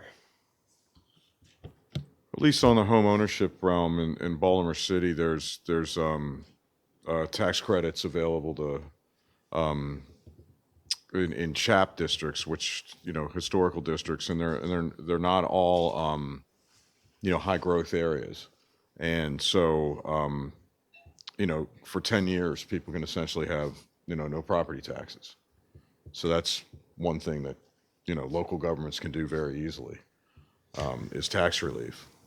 So that's exactly what I was going to mention. Is a lot of our affordable housing providers, especially nonprofits, are struggling in the city of Richmond, which is a high growth city right now, with incredible increases in valuations and property assessments year over year, and that is imperiling a lot of our providers' ability to maintain the rents for their units.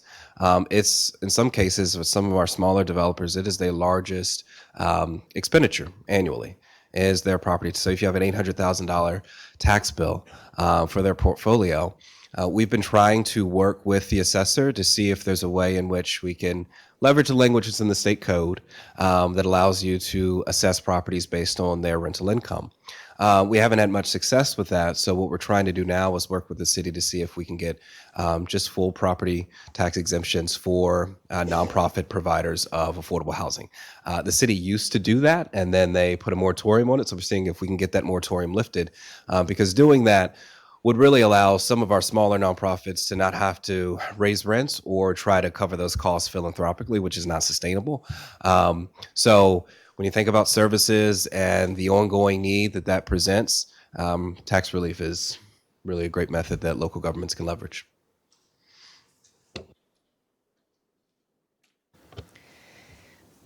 So we got a question about speeding up development timelines and red tape. We heard a little bit about permitting, but I'd love any reflections, either there or more, about how we can accelerate the pace of development. I think zoning matters. I finding a way to make affordable housing by right in ways that NIMBY and other movements that are constantly popping up to, we have timelines when we start a project. The fastest we can get to a groundbreaking from the time we go down the road is 3, but sometimes it's 7 years.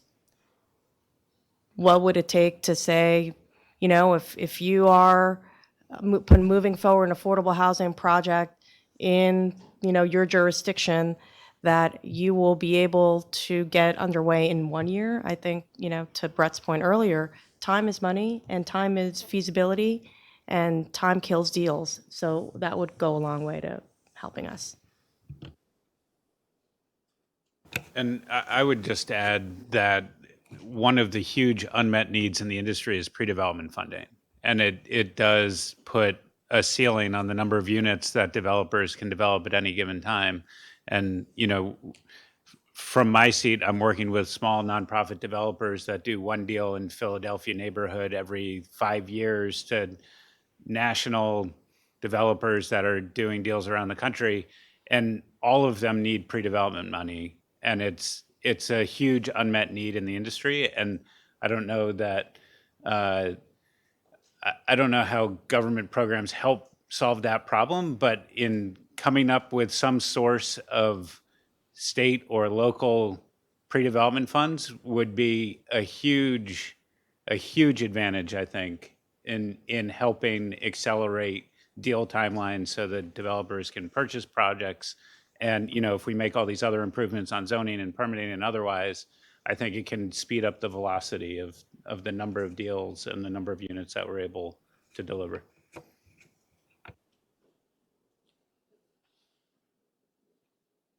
I think everybody's already said all the things, and we know them.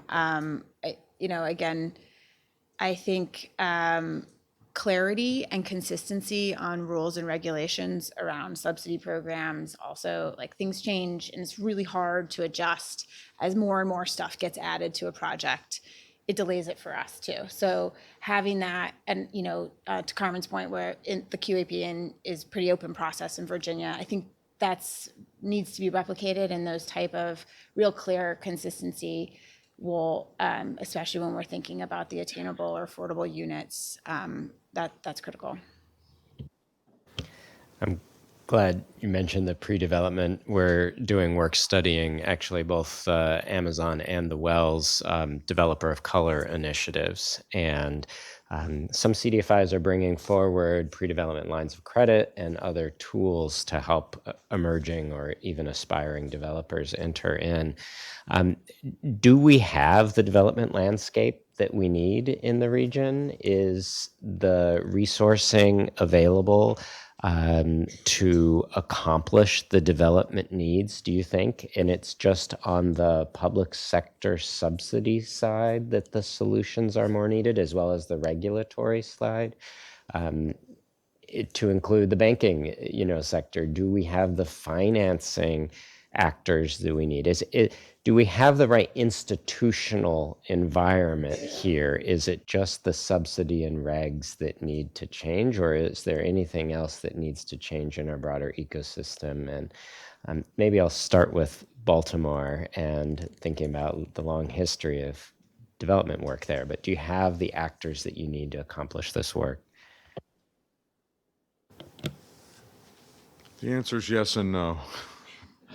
A lot of conversations going on about the aforementioned announcement I mentioned between Bill, the mayor, and the Greater Baltimore Committee. I think the first number that was thrown out there was 900 million, and a couple months go by and it's already 1.3 billion. So, and we haven't done anything yet. It's already gone up. But the whether it be 900 million, whether it be 1.3 billion, the capacity doesn't exist. If that money would rain down upon, the areas in Baltimore that need the redevelopment, the capacity does not exist.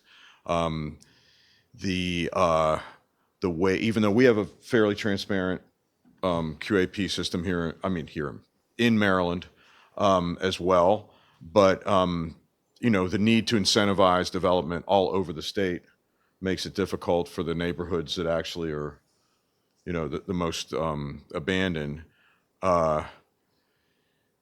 And then I would say, like, regional, one of the things that attracted me, when I talked to Courtney about this particular tool is that, we're looking at we're actually saying that Richmond to Baltimore is a region. And if we start looking at, I've been around long enough to remember we're just trying to get Baltimore to look at itself as a region is hard enough. But if we're able to pull off Richmond to Baltimore as a region, then some of these decisions that get made, and for example, we shouldn't be arm wrestling Montgomery County to see whether it's the purple line or the red line. We lost, but nobody should lose. I think that's really, that's a shift in, that's a shift in how we operate that I think, it's the 21st century now, and Richmond is not that far away. And neither is Baltimore and everything in between. So that'd be the major thing for me.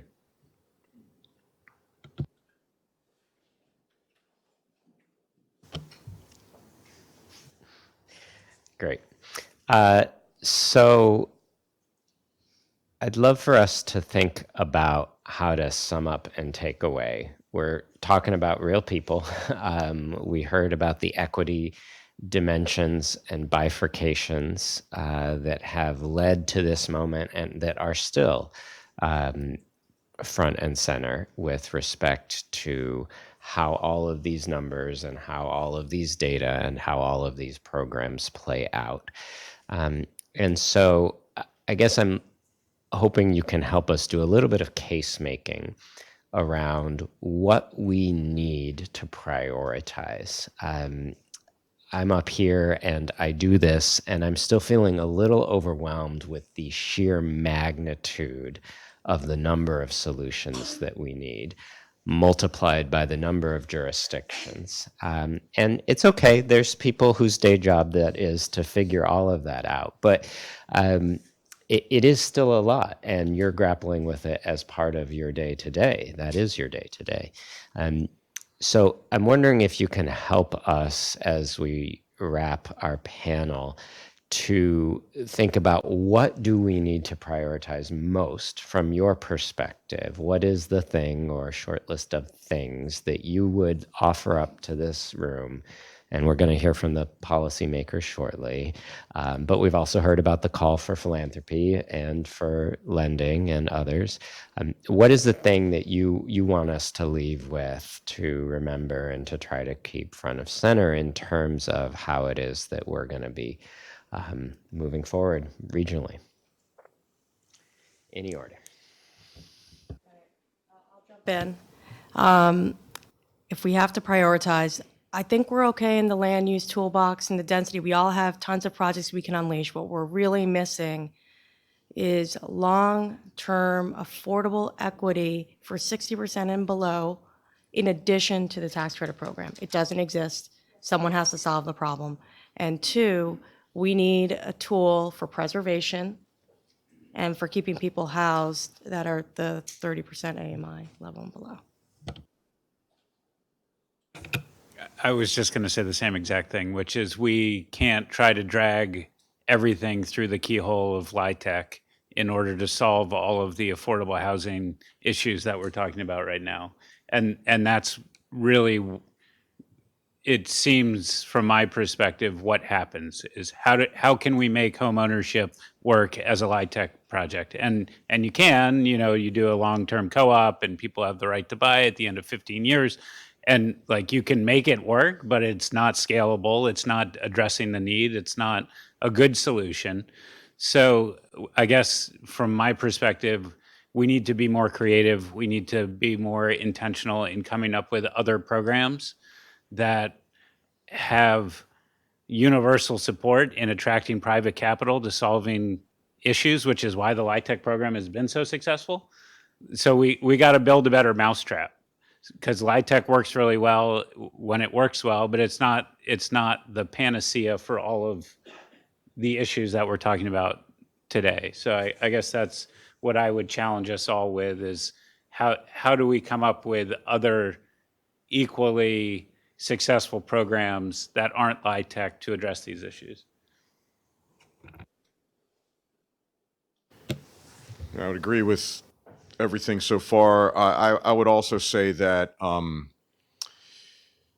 as long as it takes to get a deal, sometimes like 7 years, that we were just talking about, we want them to operate in perpetuity. So paying attention to the challenges of operations, some of that's been touched on this morning, but something we didn't touch on, which we don't want to go down that rabbit hole, but we talked a little bit about property taxes, but things like insurance.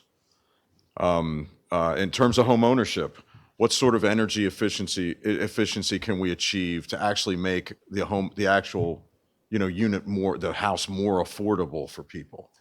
Going the extra mile or 10 so that the affordable house is actually way more energy efficient than the market rate house down the street.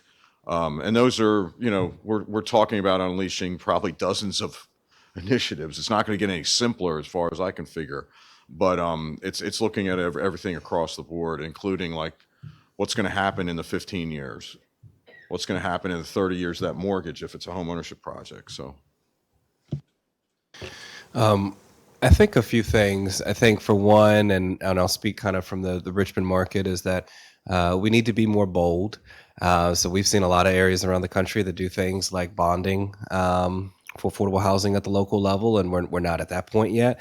But it's one of the ways that you can get to scale, and in terms of dollars, we've seen places like Kansas City and Charlotte and Raleigh and others, and many jurisdictions much smaller than areas in the Richmond region that have bonded for affordable housing, recognizing that you're going to require some significant investments to get to scale. And then the other thing is how we can incentivize our corporate and business sector to take an active role in this.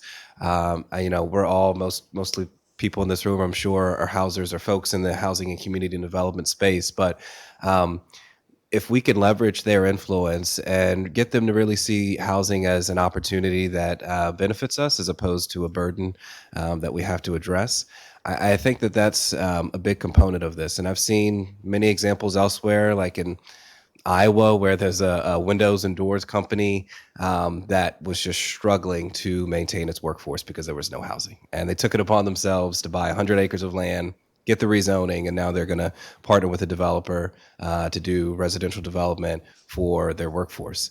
The those are things that happen, and they happen out of necessity. And I think seeing that urgency, because the issue is solvable. And I think that's the last piece, seeing as this is an issue that is solvable.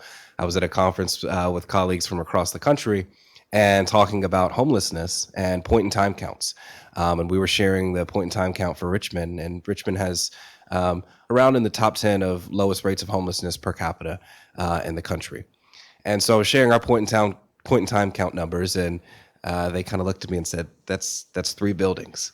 These were folks from LA whose point-in-time count numbers were upwards of 70,000. So I think hearing that was kind of encouraging, because, it is a matter of us not taking these smaller steps, recognizing that if we act now, we don't have to get to some of those crisis levels. I guess I'll go back to what I started with in some ways. I think creating more platforms for collaboration between all of these actors and making sure, as things like bad debt are coming up as really real issues for operators, having a place to discuss that, come up with solutions, and work collaboratively to move forward. And the more we can do that, the more we can encourage that, the more we can build partnerships. That's the highest priority for us, right? And having that, I appreciate that you admit that being a developer is a really hard job, and if you're in affordable housing, it is not easy to, you're not making buckets of money, right? Things are thin, and it's hard, and a lot gets put on developers. So the more that we can have a conversation about how all these things add up and make sure that there's communication pathways and that we're open and we're understanding, I think the more we'll make progress. I hope we emerge from this panel both continuing to hold the sobriety of the challenge, and I liked the word urgency of it, as well as the element of hope and the solutions and the tools and the resources, people and actual money and systems that have got us to this point. So join me, please, in thanking this fabulous panel, and we look forward to the next.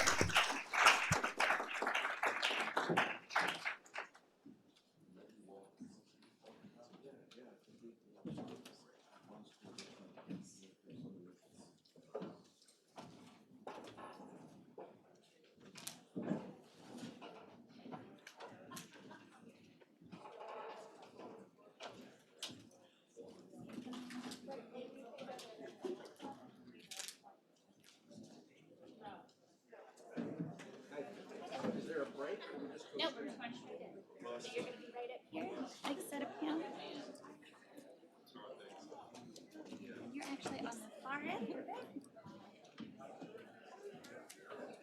Hi, Thomas. Come on up.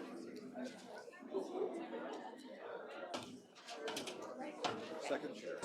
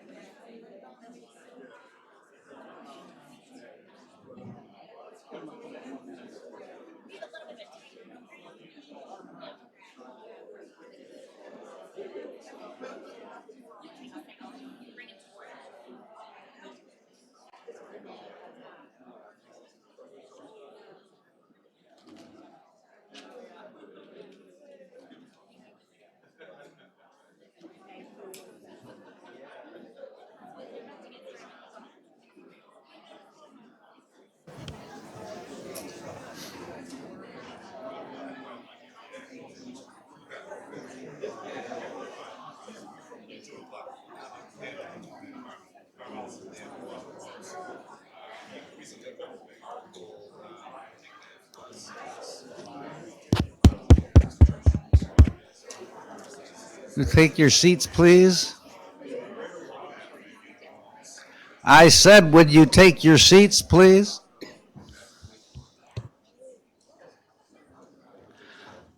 My idea was to give everybody a couple minutes to move around, have a cup of coffee, etc. But I'm told we're on a tight schedule and I had to go right ahead. So yielding to the powers that be. Welcome everybody to the second panel. I'm Robert McCartney. I am the host of the Think Regionally podcast, sponsored by the Metropolitan Washington Council of Governments, or COG. I've been doing that for 2.5 years. Previously, I was a columnist and editor at the Washington Post. In the last, 16 years, I guess I was on the Metro staff and did a lot of work on housing. And it's a pleasure and honor to be here for this very significant panel on where we're going to hear from some elected officials and housing directors from I think all the major counties in the Washington region and get the government's perspective on all those issues that we just heard about in the previous panel. So what I'm going to do is I'm going to introduce each person one by one and give them like 3 minutes to answer some questions which they've been given beforehand, so they've had a chance to prepare. And then we'll get into it, and we'll have time for Q&A at the end. I think what we're really trying to get at here is, what's needed to make progress in the region. The tool that we all heard about, the very useful tool that we all heard about, identified very clearly the challenges that we face. I mean, the way I interpreted it was, we've actually done pretty well in terms of actually producing units. I mean, 85% of targets, meeting 85% of the total production targets over 5 years, considering we went through a pandemic, a once in 100-year pandemic, and now high housing, high inflation, high interest rates, et cetera. I mean, 85% is not bad. But where the real problem is, as has been discussed, is in producing enough units in the affordable categories, where over 5 years we only hit 20% of the target, 20%. And the goal, if you remember from the beginning, the goal was to get 77% of those units in the affordable range, and instead we're at 20%. So that's a pretty big gap. Now, there are real challenges, and not just in the housing industry, but in the economy as a whole, like low wages, that make it very difficult for these people to accomplish their goals. But we got to do the best we can, and we're here to talk about how that's supposed to happen.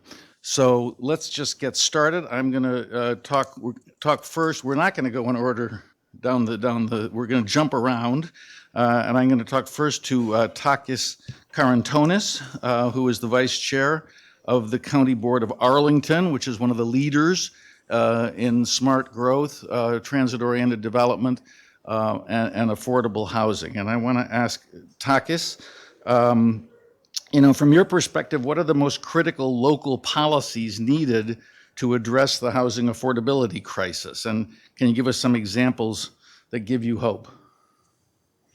Oh, thank you. First of all, it's very inspiring to be here. It's always good to be home, in a sense, among housing people. I've been working on housing for almost the entire time that I've been here in this country, since 20-something years. So that's an extremely important topic for me. The policies, first of all, big buckets, land use and zoning is the first one. This is where we work the hardest, and this is where it is about lifting barriers that constrain housing supply today. You heard that Arlington passed something that's not immediately related to affordable housing, but it is definitely related to housing, which is the missing middle zoning reform, unlocking land use for future generations. We have been, really focusing on identifying and fixing housing inefficient land use everywhere where we can find it. We are really committed to transit-oriented development. As we're not only a leader of that, but post-pandemic, we still don't want the transit-oriented development loses steam, and the pressures are enormous. I mean, we have planned density and where we need it, and we can still support affordability there because of the scale of that. So metro funding and parking minima policies, etc., is central to us. They are housing policies in essence. Then we invest in flexible and open, and we're open to innovative housing deals. For example, in Crystal City, we have a developer, JBG, who is producing a lot of new, on the luxury edge of affordable housing, but the compensating affordable housing delivery happens in one place, not in the same place, but very close by, etc. And this is choreographed in a way that it works for the sub area here. You heard a lot about the Barcroft deal. This is a preservation deal, but it has a significant land use investment there because it comes with a phased investment plan. We heard something about 1,300 units. Well, it's not going to be 1,300 units very, very soon. It's going to be significantly more, and we're working in potentiating that. The second big bucket is the financial bucket. So obviously, Arlington County is investing almost, I believe in this budget, we have already 8% of our total budget volume in housing affordability. The Barcroft deal, I was in the room when we signed off to that. We signed off to more money than we had invested in committed affordable housing support in the previous 12 years. That tells you something about where we are also politically. Very importantly, we are trying to invest in committed affordable housing for longer periods of time. One of the biggest changes that Amazon and the new partnerships have brought is that we went from 30 or 60-year deals at best to 75 and 99 years right now. This in the central, in the central part of this metropolitan region is absolutely critical. Of course, we are fighting, for better financial instruments that we should be getting from the state, et cetera. We will talk about that. Then, critical policy, all these wraparound services and supportive policies that are critical. We heard something about mental health, et cetera, but I would really focus on economic independence, that is employment, et cetera. Childcare is extremely important.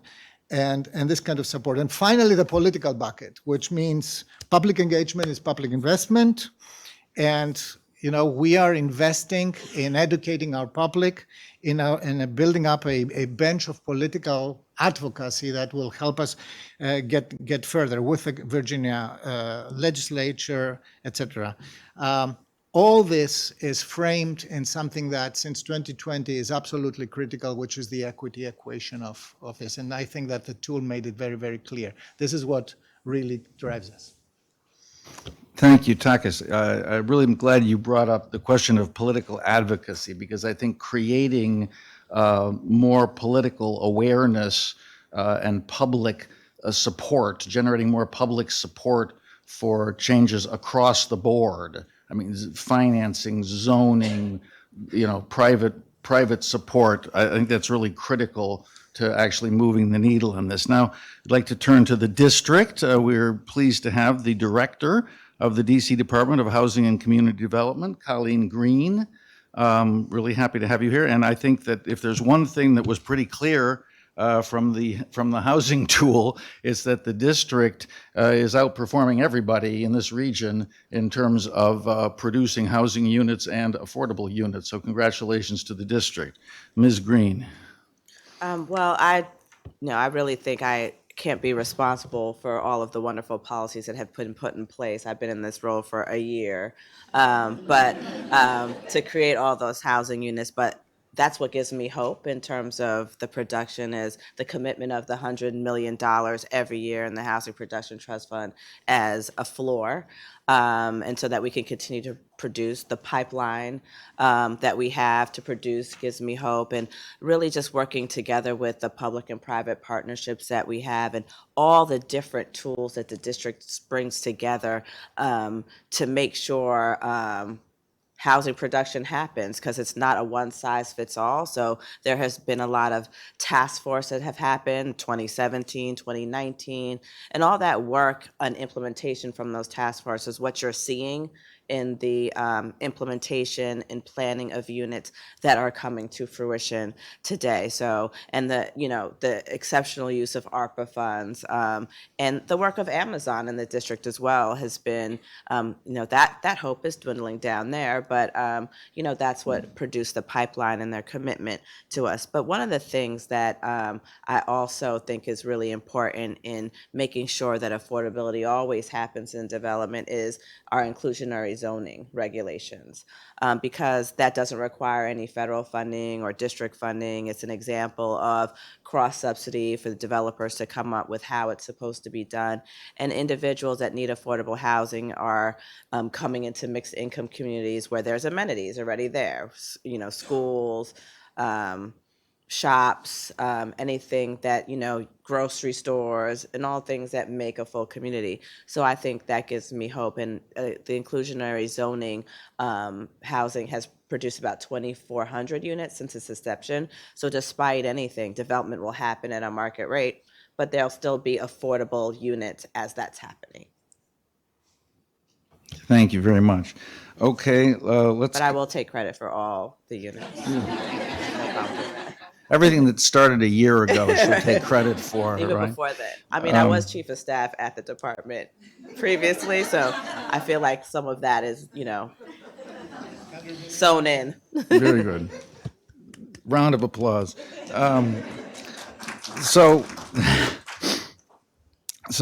let's turn now to Aaliyah Gaskins, a council member from the city of Alexandria. Alexandria, like Arlington, its neighbor, has been at the forefront in a lot of these issues, such as zoning policy. So Aaliyah, what challenges are at the top of the mind for you to the greatest extent in this current moment? Well, good morning, everyone. It's good to be with you today. As I thought about this question and also just reflecting on the past panel, one of the things that they opened with was the importance of being able to hold multiple elements of our housing challenges at the same time, and thinking not just about preservation, but also thinking about production. And I think when I think about what's keeping me up in this moment and what's giving me kind of the greatest concern, it's really the other P that we haven't talked about that much, which is protection. And as we build new units, as we preserve units, how do we ensure that we are putting in place the policies that are going to keep people in those homes for as long as possible? When I think about the concerns I hear from my residents in Alexandria, a lot are related to the safety and quality of the housing that they're in. There are a lot of concerns we're getting now related to the leases and whether or not they're fair and transparent. We're getting a lot more inquiries around what are my rights as a tenant and who's going to help me enforce it. And then we're seeing more and more and more that we just do not have the resources we need to keep up with the eviction crisis we're facing, whether it's rental relief or rental assistance. And so that's really what's keeping me up right now. I think just yesterday we saw 114 cases, eviction-related cases, some people being brought to court for owing $100 or less. And so making sure that we don't lose that part of the conversation as well is really important to me. Thank you. And let's ask the same question to an outer county. John Hall, Director of the Loudoun County Department of Housing and Community Development, one of the fastest growing, if not the fastest growing county in the country. So what issues related to affordable housing are most at top of your mind at the moment? Okay, thank you. And good morning, everyone. On behalf of the Board of Supervisors for Loudoun County, and we have our chair, Phyllis Randall, here in the audience, I want to thank you for the opportunity to speak today. And Loudoun County, we have a lot on our mind and a lot of challenges that we are facing and addressing. So I will frame it overarchingly as housing stability. We are focused on ensuring that our residents have a place that they can call home, but that they can afford, and that they are not stressed to prevent displacement. So as we think about housing stability as the overarching framework, I want to break it down to the public administration formula, which is policy, program management, and resources. So we're tackling this housing stability dilemma by going to the General Assembly. The last couple of years, we've had rent stabilization as one of our legislative key items, so that we can try to thwart or at least reduce the year-over-year increases that are happening. In our county, we have residents who come in with 30% rent increases. And some lease agreements are allowing landlords to increase their rent midstream of the lease agreement, which is causing more displacement in our county. On the program management side, we have been very fortunate to receive additional funds from the federal government, the American Rescue Plan Act, but also I want to remind everyone in fiscal year 22, Congress passed one of the largest budgets for the U.S. Department of Housing and Urban Development. That budget allowed Loudoun County to receive its first allocation of home investment partnership funds, which is going to help us do some pre-development costs that was mentioned in the earlier panel to get more rooftops effectuated. We also received more funding. We had a $3 million budget increase for housing choice vouchers. So that's going to also help with that housing affordability. That's going to promote stability. So those are some of the things that are on our minds, as well as the 0 to 30% area median income households, helping those households who have no resources to help them stabilize in their house. Thank you. I do think in addition to the high interest rates and inflation, increases in building costs, the loss of federal stimulus money for state and local budgets is one of the biggest challenges facing us right now, and is one of the things that's going to make it particularly difficult to make progress. I don't want to be a Debbie Downer like the guy from the previous panel, but we have to be realistic. I mean, there was a lot of public money came in response to the pandemic, and it's drying up right now, across the board. And so that's just putting a lot of pressure on state and local budgets all over the place. We just need to be aware of that. So now let's turn to Prince George's County. Aspazia Exipolia is the director of the Prince George's County Department of Housing and Community Development. So let's have another question. What role does the data play in your jurisdiction or across the region? Data like we get from this HIT tool, what role does that play in your ability to address some of these challenges? Great, and it's great to be with you today. And I have to say, I always get a kick out of people trying to say my name for the first time. You did pretty well. And I am the second Greek in this panel. We found out it's the first time we have two Greeks in the same panel. Yeah. You can compare the accents. Yes, right? You can compare the accents, yeah. And we also crossed the Atlantic at the same year. So on top of it. On top of it, yeah. Which, which has been the experience of going to the land of opportunity for me. And living here has also taught me that it's not the land of opportunity for everybody. And looking at the HIT tool numbers, we use it all the time and always. And actually, we were so jealous that we created our own dashboard as well. And we're going to go now link the HIT dashboard in our dashboard. Because it does a lot of things for us. And one of the very first things it did was looking at who are the people we're building affordable housing for. So it humanizes the numbers. And when you start looking what these numbers are and who is behind these numbers, these are not some other people you've never met. These are the people you work with, your friends, your neighbors. So we live in a very high cost region with a median household income of over $150,000, which is about twice as much as the national. So think about who we are building housing for and what we have actually normalized in our thinking. That people will go to work for at least 40 hours, maybe 50, and they will need subsidy to safely house themselves. So today, besides meeting the other Greek on the panel, it has been great to be in this room of very friendly faces. And that is not what happens every day for people who work in the affordable housing industry. We find ourselves on the defense of trying to explain why investment has to happen for affordable housing. And when I was on the other side of the table as developers, you have to go to communities and explain that this is an asset for the community. So the hand hit tool has helped us elevate those discussions and explain who are we building housing for, which is pretty much everybody. And any of us may need it at a point, and we may just not get in line because the waits are so long. So that has been incredible. And the other incredible help has been looking at what the other jurisdictions have done in their toolkit.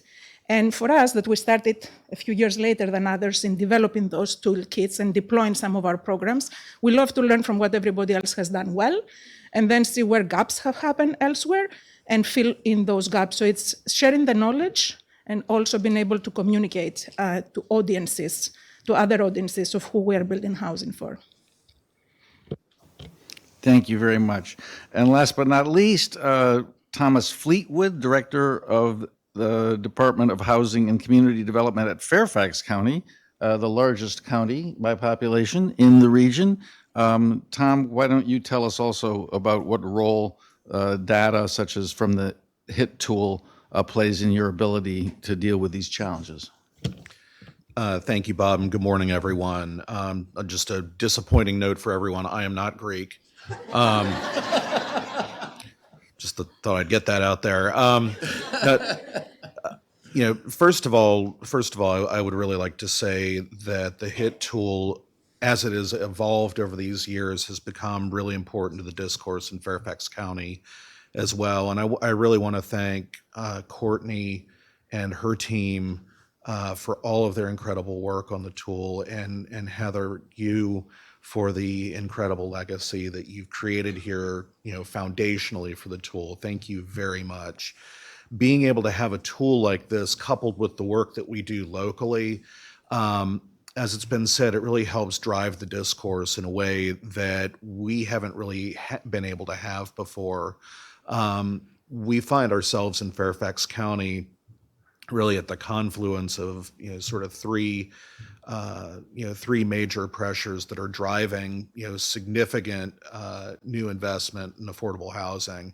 Sort of the confluence of, yes, the moral imperative, the economic imperative, and the imperative of political will, which is so largely driven by the fact that we're able to show our elected officials the proof of the need. And we also truly believe that that investment follows success.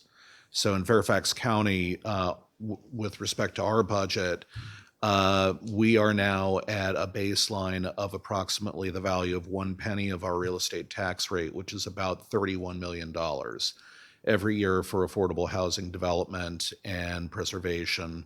Our board has set a goal of getting to 2 pennies of the real estate tax rate by 2027.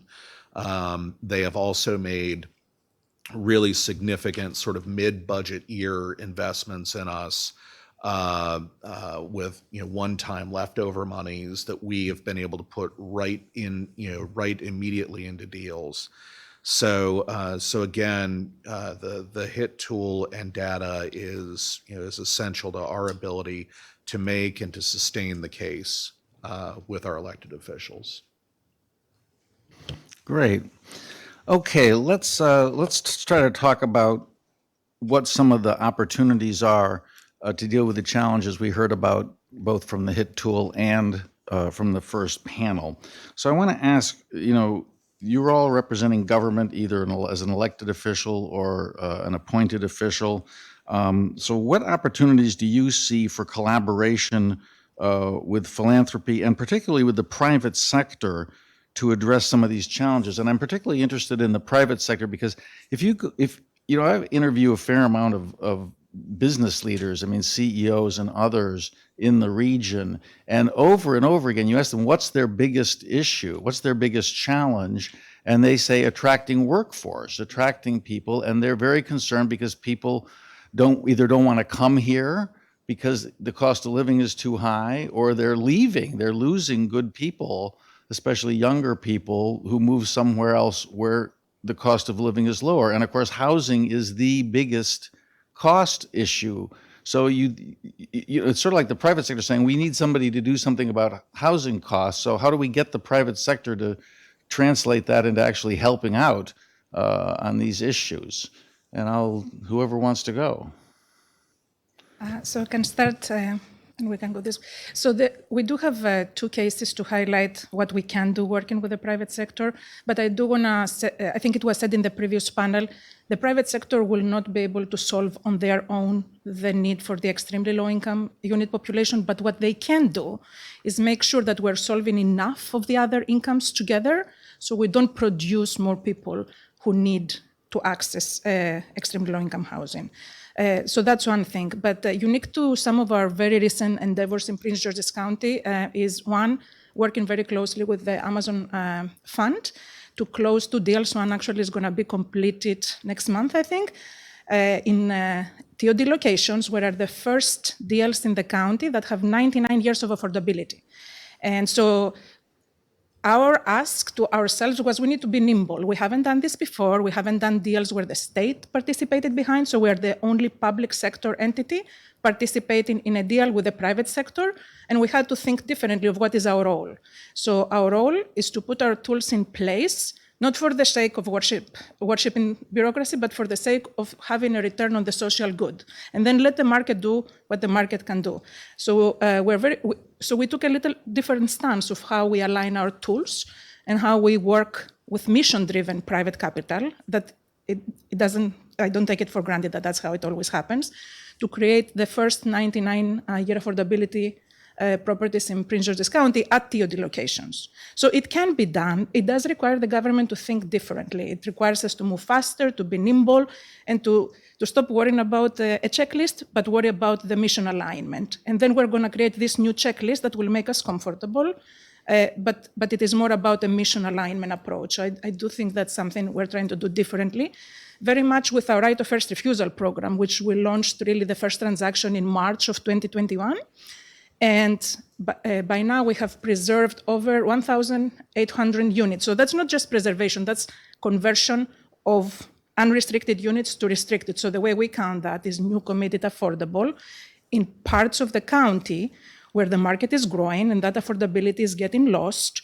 And this is what we did there too. This is, again, us and the private market. So unlike other affordable housing preservation and new construction deals where you see the capital stack and you see pretty much 70% of the money coming somehow from the public sector and 30% of the money coming somehow from the private sector, in these right of first refusal deals, you see 95% of the money coming from the private sector and 5% of the money coming from the public sector.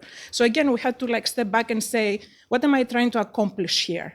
And how am I going to make it possible for mission-driven developers to come and do that with us? And again, it's about mission alignment and learning to do things on our side differently. So the way this program plays out, we have to close within 180 days. We have to make a decision within 7 calendar days. And somehow these proposals hit our desks at 5 p.m. on Friday before a 3-day weekend. So really, it's so I think everybody has learned the system. So we learn to do things differently because we have to. We have to move faster, we have to focus on the mission, and we have to create new policies and procedures to make these difficult programs work. But when we do that, we do see the mission-driven development world come along and do also their part. So we have to create an environment where the synergies becoming more natural and easier to accomplish. Thank you. Other thoughts? Sure. I do think that thinking about the HIT tool and what Amazon has invested and maybe what the benefits were to them and what their returns were would be very interesting to kind of show so that other organizations are interested in doing community benefits agreements or supporting housing for their employees. Like you said, that's always an issue, right? You're not really paying enough for people to live where you're located, then that makes sense for them to contribute. So it'd be interesting to kind of sort of share in the data maybe that Amazon has in a way to try to encourage other, and Bonsa Coors is also another good investors. And, we've heard from, other banks and things like that have established funds together to do land acquisition programs at lower interest rates and things like that. So and especially banks, I think they should step up because they have CRA requirements and things like that. They could work with governments to meet those, and they do in some ways, and maybe to just recreate and just think about that. But in terms of DC, in 2017, they did the Housing Preservation Fund, and they contributed $10 million to that fund. And then private sector money as well as philanthropy came in to create more money that was to help preserve and give pre-development to preserve affordable housing units. And I think, from 2017 to date, they've preserved about 2,022 units just from that fund recycling. So I think, again, there's a way, if there's a leverage point that makes sense for private sector to come in, and the district can, or in our case, we did 10 million, and then there was another 20 million that was put together for that fund to recycle. That's also another opportunity.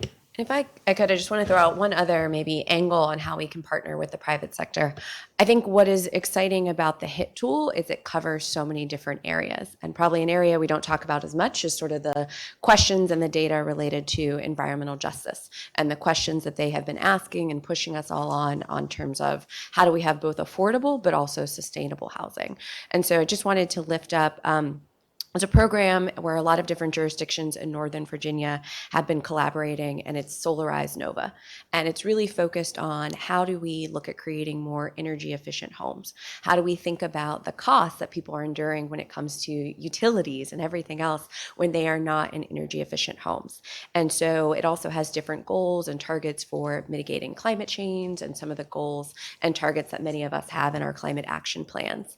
But what I think is remarkable about it, I think in the past year, they just celebrated, I think, 913 new contracts with the private sector, and really looking at kind of energy efficiency and affordability and how those two lenses come together. And so I think that's also just another angle. Sometimes we think about just one sector of the private sector we might partner with, but I think there are many different entry points into the housing conversation, and I don't think we want to leave anything on the table or off the table.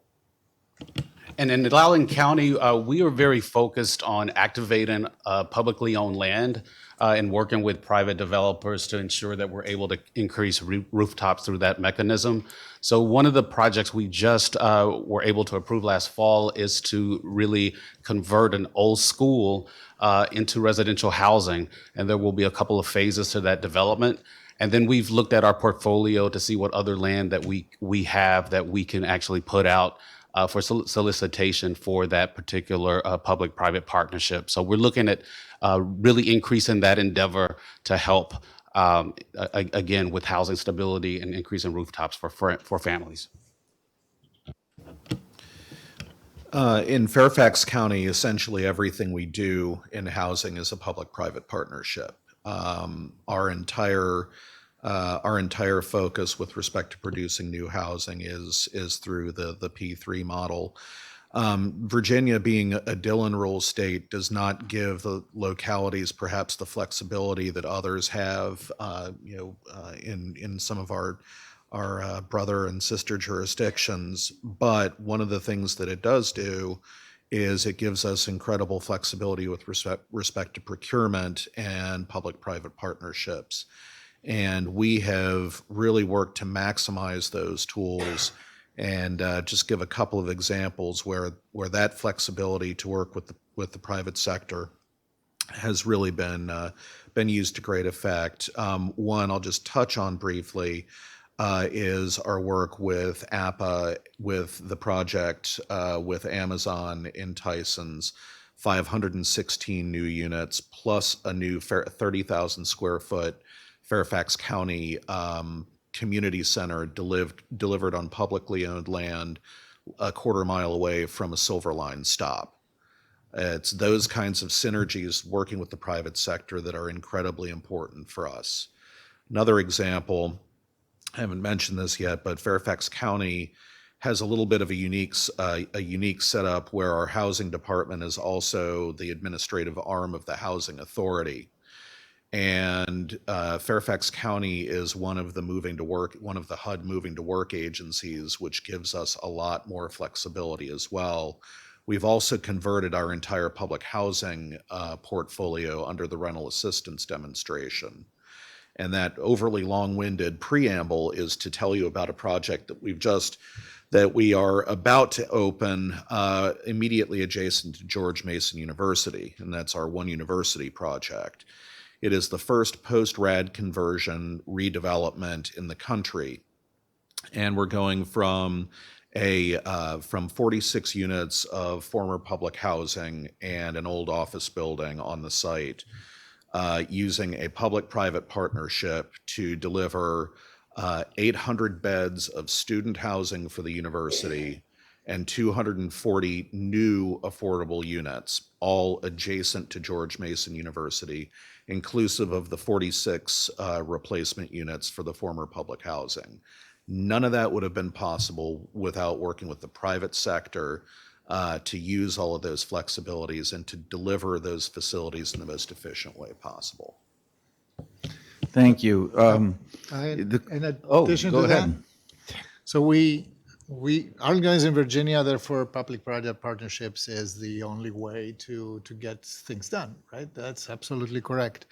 There are two aspects, though, here. One is, how do we work with our housing partners and others who collaborate? Like, for example, we just had a collaboration with Amazon and Jair Lynch to get the Warcraft Apartments. But this was a $150 million deal for us. This is a $500 million altogether. It would be absolutely impossible to pull it off without them. And it's also impossible to pull it off prospectively further down the road with more units and a phased development plan. The question, though, is not only what we are expecting and what is the pathway of collaboration with the public sector, with the private sector only on housing, but also what is around that. So, for example, transit-oriented development is right now under pressure because we have monumental vacancy rates in our commercial real estate, et cetera. We need the private sector to step up and say, yes, we have to support Metro. Yes, we have to support our schools. We have to support these things. So we are, as housers here, we need to work on multiple fronts.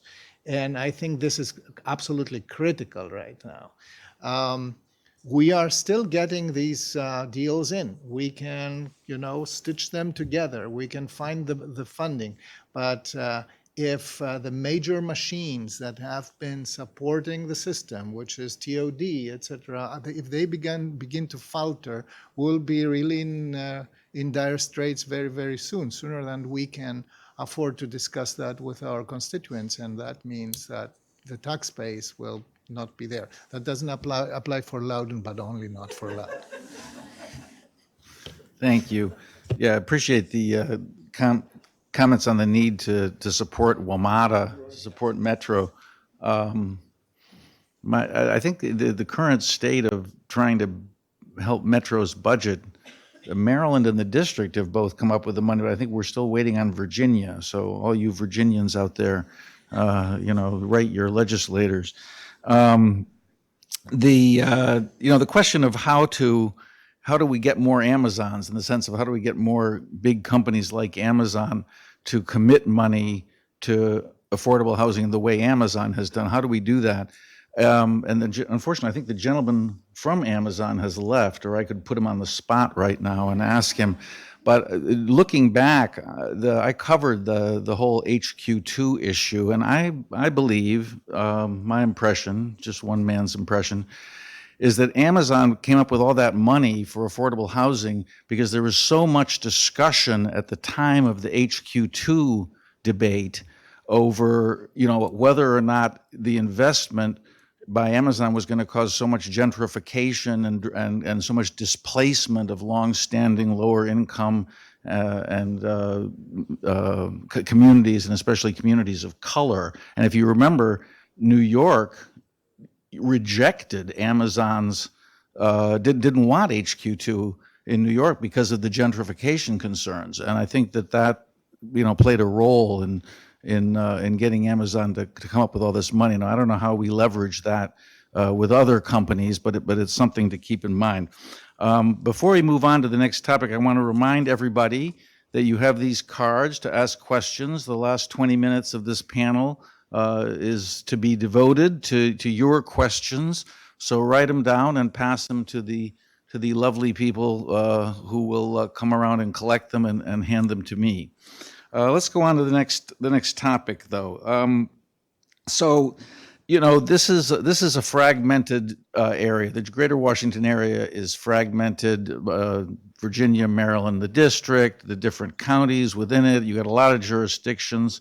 COG and other organizations try to get a common regional perspective and common regional strategy on things, and especially housing is one of the big ones. So what opportunities do you see as government representatives for more collaboration among local jurisdictions in this area, in the housing area? Where could we do more to get more effective collaboration on housing and affordable housing issues? Who wants to go first? I'll start with community land trust. I know the gentleman from the previous panel from Richmond talked a lot about what they're doing with community land trust, but I think that would be a really effective mechanism to increase the output and efficiencies, but also decrease the administrative burden and the overhead that we have across all of our localities.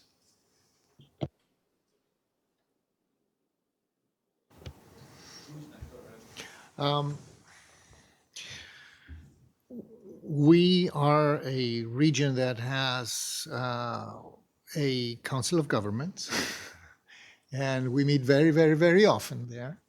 We have also sub-regional bodies like the Northern Virginia bodies. Housing has to become a central piece of what we talk about. We are already trained to talk about transportation and things that connect and go through our jurisdictions. For our constituents, there are no boundaries. You barely notice when you transition from Alexandria into Arlington and from Arlington to Alexandria to Fairfax, etc. It is critical to me, and has been. I've been a little bit more than 3.5 years in office. It's critical to be constantly in contact with our immediate neighbors. Like for me, it's the Mason District, for example, in Fairfax, and our neighbors in Alexandria and in DC, to know where close by opportunities are, and when we invest in one thing, what they can do on the other thing and leverage each other. This has, I live on Columbia Pike. It connects the Mason District with Arlington.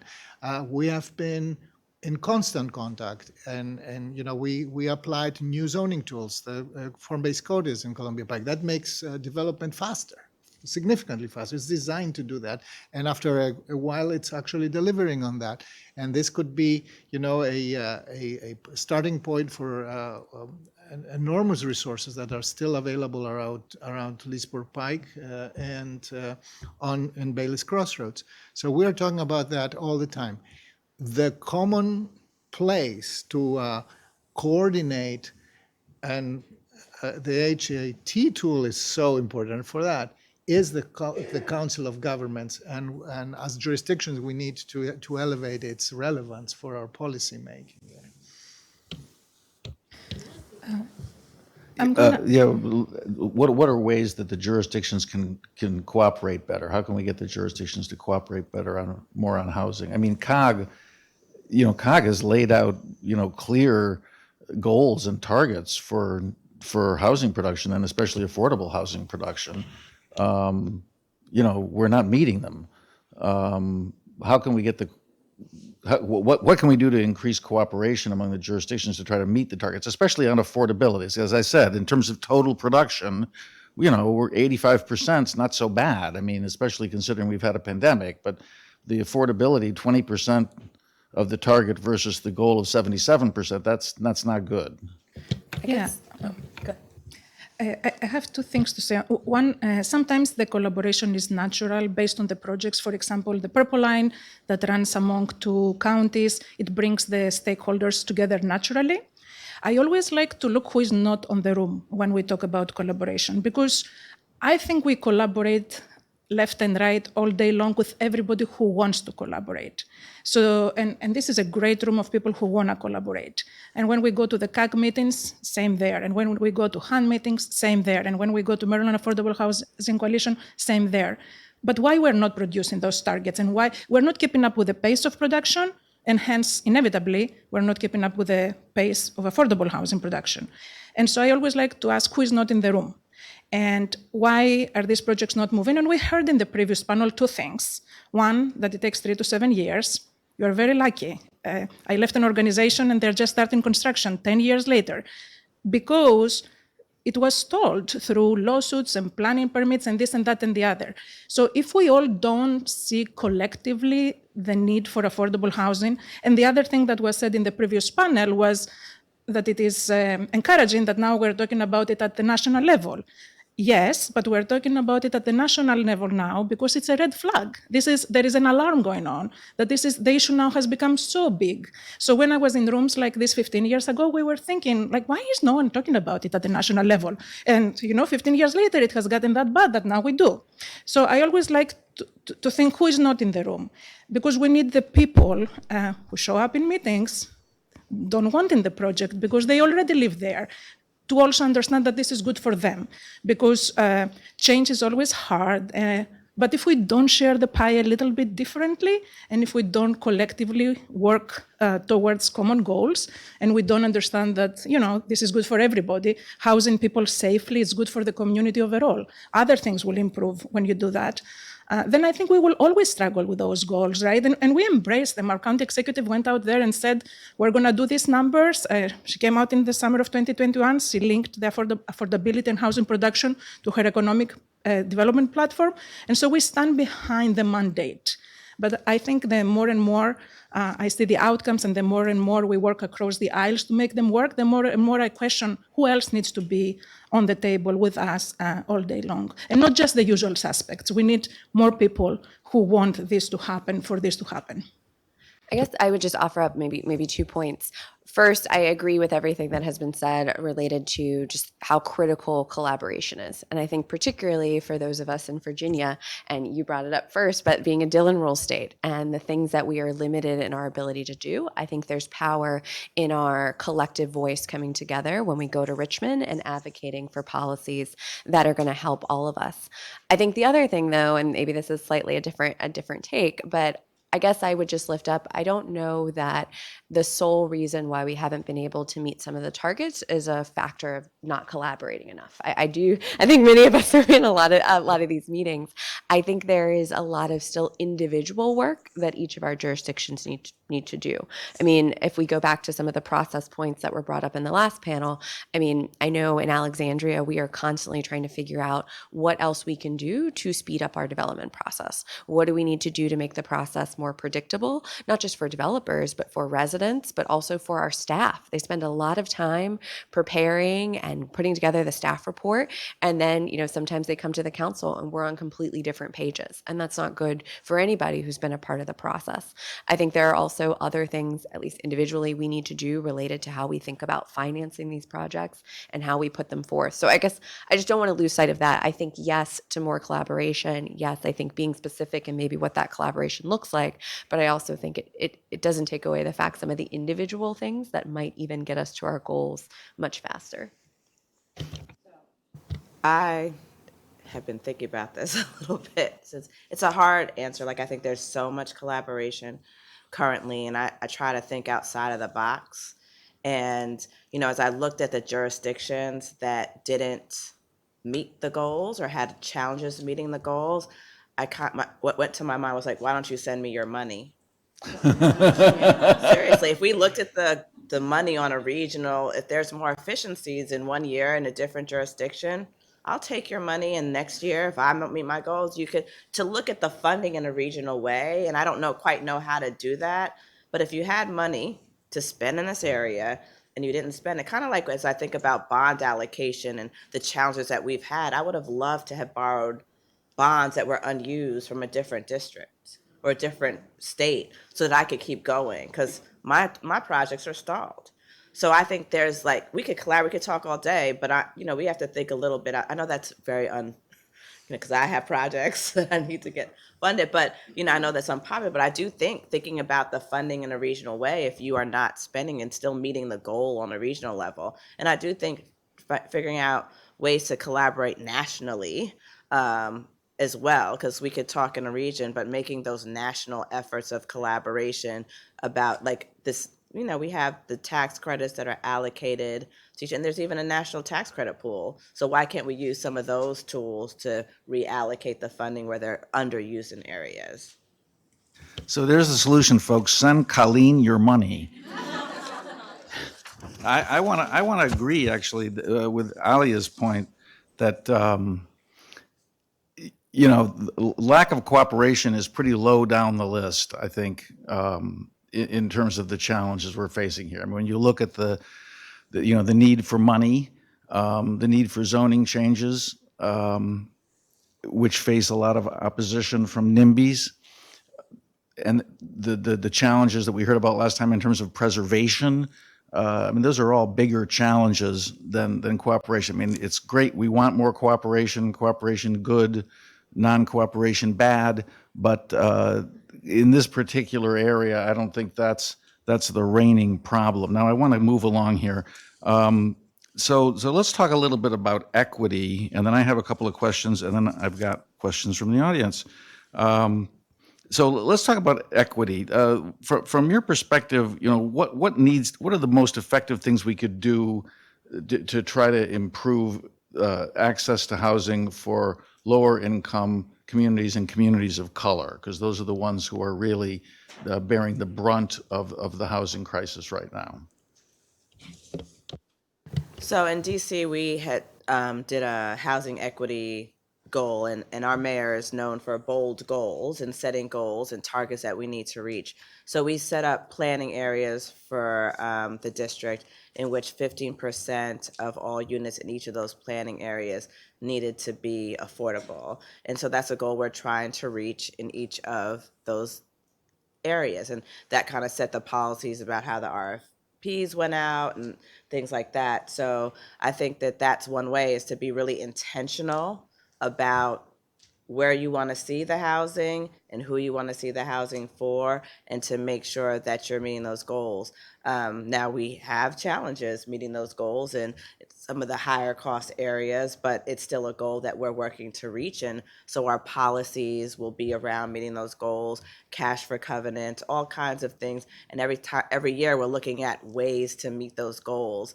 So I think that that's one way to do it. If you're not paying attention to the fact that it's not happening and you don't have a plan to do it, like, it'll just get lost, because there's always a path of least resistance.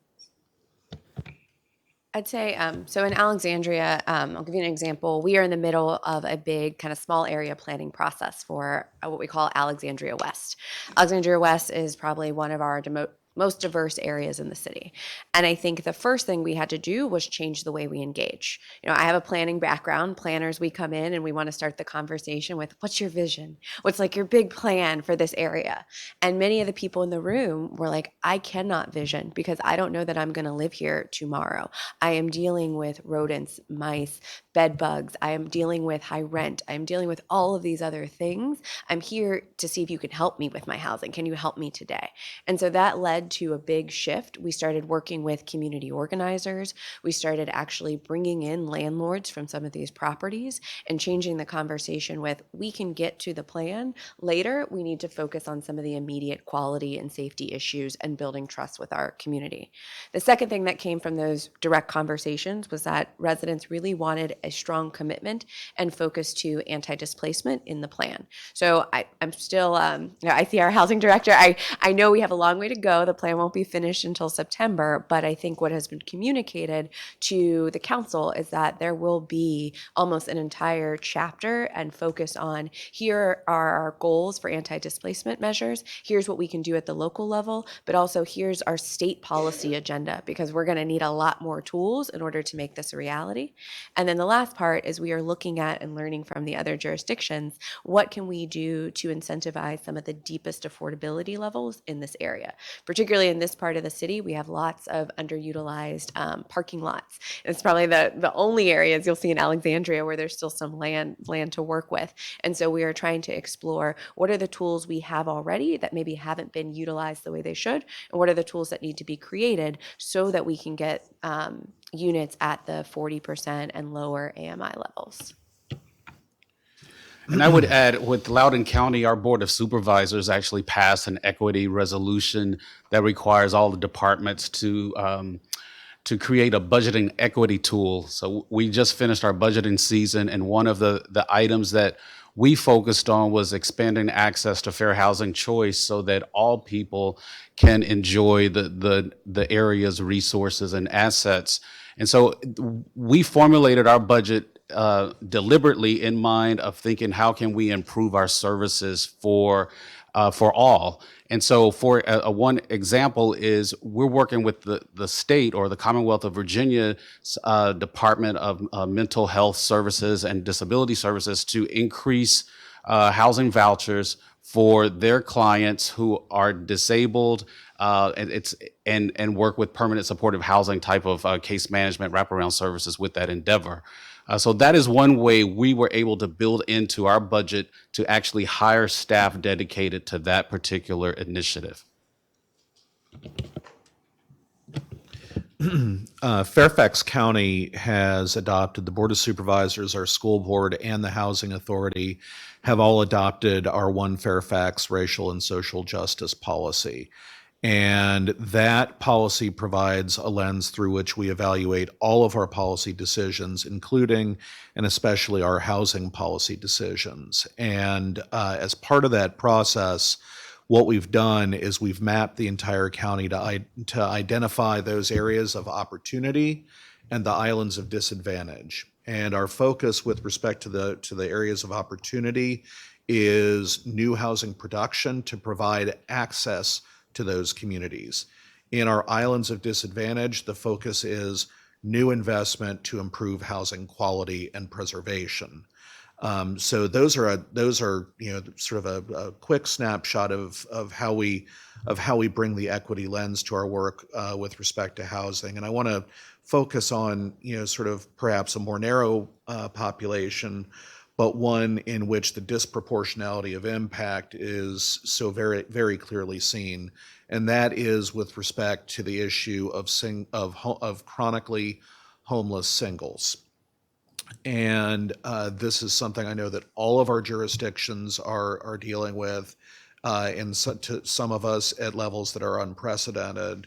And I'm very proud of the fact that Fairfax County, in working with the Commonwealth of Virginia, our Department of Behavioral Health and Developmental Services, has just been awarded 300 new permanent supportive housing vouchers, inclusive of the wraparound services and positions to actually operate the program too, that's really going to be game changing in terms of providing real opportunity to a small but highly disadvantaged community within Fairfax County that is disproportionately impacting our Black and Brown communities. Thank you. So I want to, did you want to say something? Let's keep moving. So before we get to the questions from the audience, I wanted to ask one sort of big overarching question, which is, how do we increase the level of public attention to this issue? I mean, the previous panel person mentioned that there was 122 seconds devoted in the State of the Union to housing, which was a huge step forward, and there is more discussion at the national level. But I mean, look at what needs to be done. I mean, we need, on the government side, we need more funding. Budgets are strapped right now. Budgets are pressed right now. And if you're going to get more funding for housing, it's going to have to come from somewhere, either higher taxes, which are a big challenge for elected officials, or you're going to have to shift money from other priorities like education or public safety or reviving the downtown, which was, I noticed, one of the top priorities for Mayor Bowser. So you need more political will for the money. Then you need you need more support from the private sector. How do we get more Amazons? How do you build support for that? You need support for zoning changes to allow more multifamily housing, to allow more density. You got to fight the NIMBYs, who pop up every time anybody tries to increase the density. So to do all of this, you need to sort of change the public level. I mean, the media needs to get more involved, frankly speaking, as a person, with a history in the media, in terms of paying more attention to this. How do we raise the level of attention and commitment to this issue to try to move the needle on all these areas? In Fairfax County, at least, our experience has been that affordable housing is most successful when it's about the most of us, about the most people possible. And the path to that, and that has been central to the discourse in our jurisdiction, is that affordable housing development is economic development. It's absolutely essential to our economic competitiveness. That's true for us as a jurisdiction. It's true for us as a region. Yeah, that's a very good point. And you can tie it directly to economic competitiveness, especially when you talk to all those CEOs who say we can't attract workforce because the cost is so high. Other thoughts on how to change the public debate about this? The problem is that sometimes NIMBYs are constituents too, and they are voters too, right? So that's extremely important. And there are voters who turn out, and more often. They turn out in primaries more often and more consistently. They organize in a more reliable way, because people who really have to fight for their everyday life, they have also other problems, and maybe they're not so focused on the continuous, the long game of the public, of the political work. For me, in Arlington, I was struggling to remember one campaign for Arlington County Board or School Board that wouldn't name housing among the first two biggest challenges. So clearly local politicians got the memo. And if you look at the tendency to appropriate, the tendency to go the extra mile, the tendency to really invest ourselves into this and take the political heat, this has happened. The problem is to convey that, for example, to our state legislatures, to convey that to our federal legislatures, so to literally translate that. I think that this is a significant challenge. Even with the private sector, it takes extra effort to convince people that you have to invest in housing. If this is not Amazon, if it's not Nestle or so the very big ones, if it's just a hospital provider or the Washington Airports Authority, it's significantly more difficult. You have to really work over the long term. And this is where I think that creating and sustaining a robust public conversation that goes into the planning boards and the housing commissions, etc., is critical. We need this advocacy, and this is where also your advocacy comes in. You need to talk to the elected officials all the time about how important housing is for you and for the constituents that you are representing. There is no other way. Democracy works like this. The loudest will get eventually the grease. We have to be louder. Yeah, I want to make a comment about his point that that the NIMBYs are constituents too. This is a very politically progressive area. I mean, the Council of Governments, is almost entirely Democrats, for instance. And people like to view themselves as progressive, and socially conscious. And so they put signs saying Black Lives Matter in their front yards, right? But then, God forbid anybody's going to put in a multifamily house next door. And I think a big challenge here is to convey to the public that if you want to be progressive, you have to support more density and you have to support more multifamily housing. And that is what racial justice and social justice is really all about. But it's hard. I mean, I grew up in Bethesda. I live in Bethesda. I live with these people. These are my people. And they all view themselves as very progressive, until someone wants to put, an apartment house in the neighborhood. So I think conveying that point is very significant. Thank you. That was a very uplifting comment and a very real one. I would say this year in the state of Maryland is the first time that we the housers start feeling hopeful on a very bold budget and a very bold housing agenda at the state level that understands housing comprehensively. So not only it starts setting a new floor on what money the state will put towards affordable housing, but is starting through policy to do to address land use matters, housing stability, and new financial tools. So I do believe that politicians don't always hear to the existing constituents, but plan for the future. And they have sometimes to do, on the face of it, some unpopular decisions for the greater good and the greater benefit. And I think changing the conversation around affordable housing is economic development. So in Prince George's County right now, which we want our share of the pie of the economic prosperity that everybody has enjoyed. So we are super excited to get the FBI headquarters finally in Prince George's County. And we are very excited for the Blue Line corridor investments and the Purple Line corridor investments. And as these investments are happening, we want the people who are there now to stay there, and we want to grow the number of people who will be able to access those jobs. So I think affordable housing in many places has been an afterthought, and then we're just trying to catch up. And I guess one of the benefits of starting a little late on some things is trying to not do that and say it is part of the economic development agenda. And it can stop being like the ideological, because we may never meet each other ideologically in places, because we all feel we are right about what we say ideologically. So it's hard to make ideological arguments, but it's easier to make economic arguments.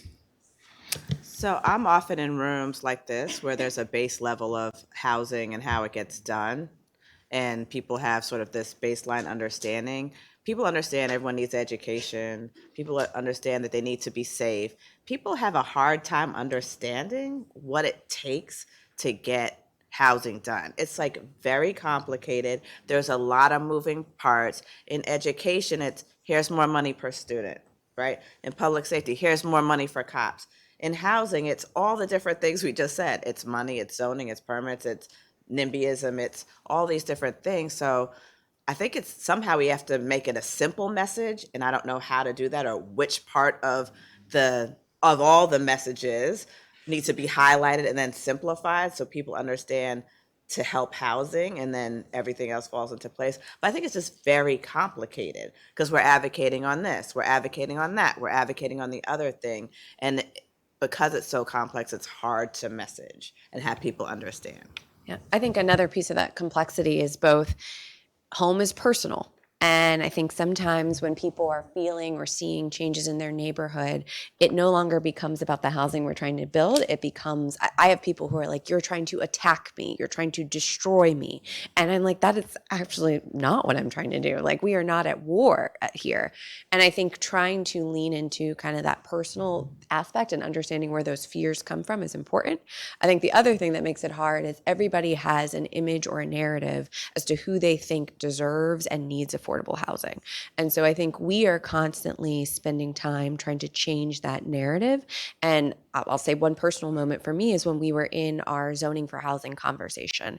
I usually don't put my personal business out there, but I was just so tired of the conversation. And I said to folks, I was like, do you know right now, I was like, I work 2 jobs. I have my full-time job and the council. I was like, my husband also works 2 jobs. I was like, we have 2 kids, so we practically pay a mortgage in terms of childcare. I was like, so we have all of these other expenses. I was like, and we needed a bigger space. So we went from home ownership to we ended up selling our condo. And while we did well with our sale, we still did not have enough to afford another bedroom. And so now we are renting. I was like, so I need housing that I can afford too. I'm doing everything you tell me I should be doing. I'm working all the jobs. I'm doing everything we think everybody's supposed to do to keep up with the American dream.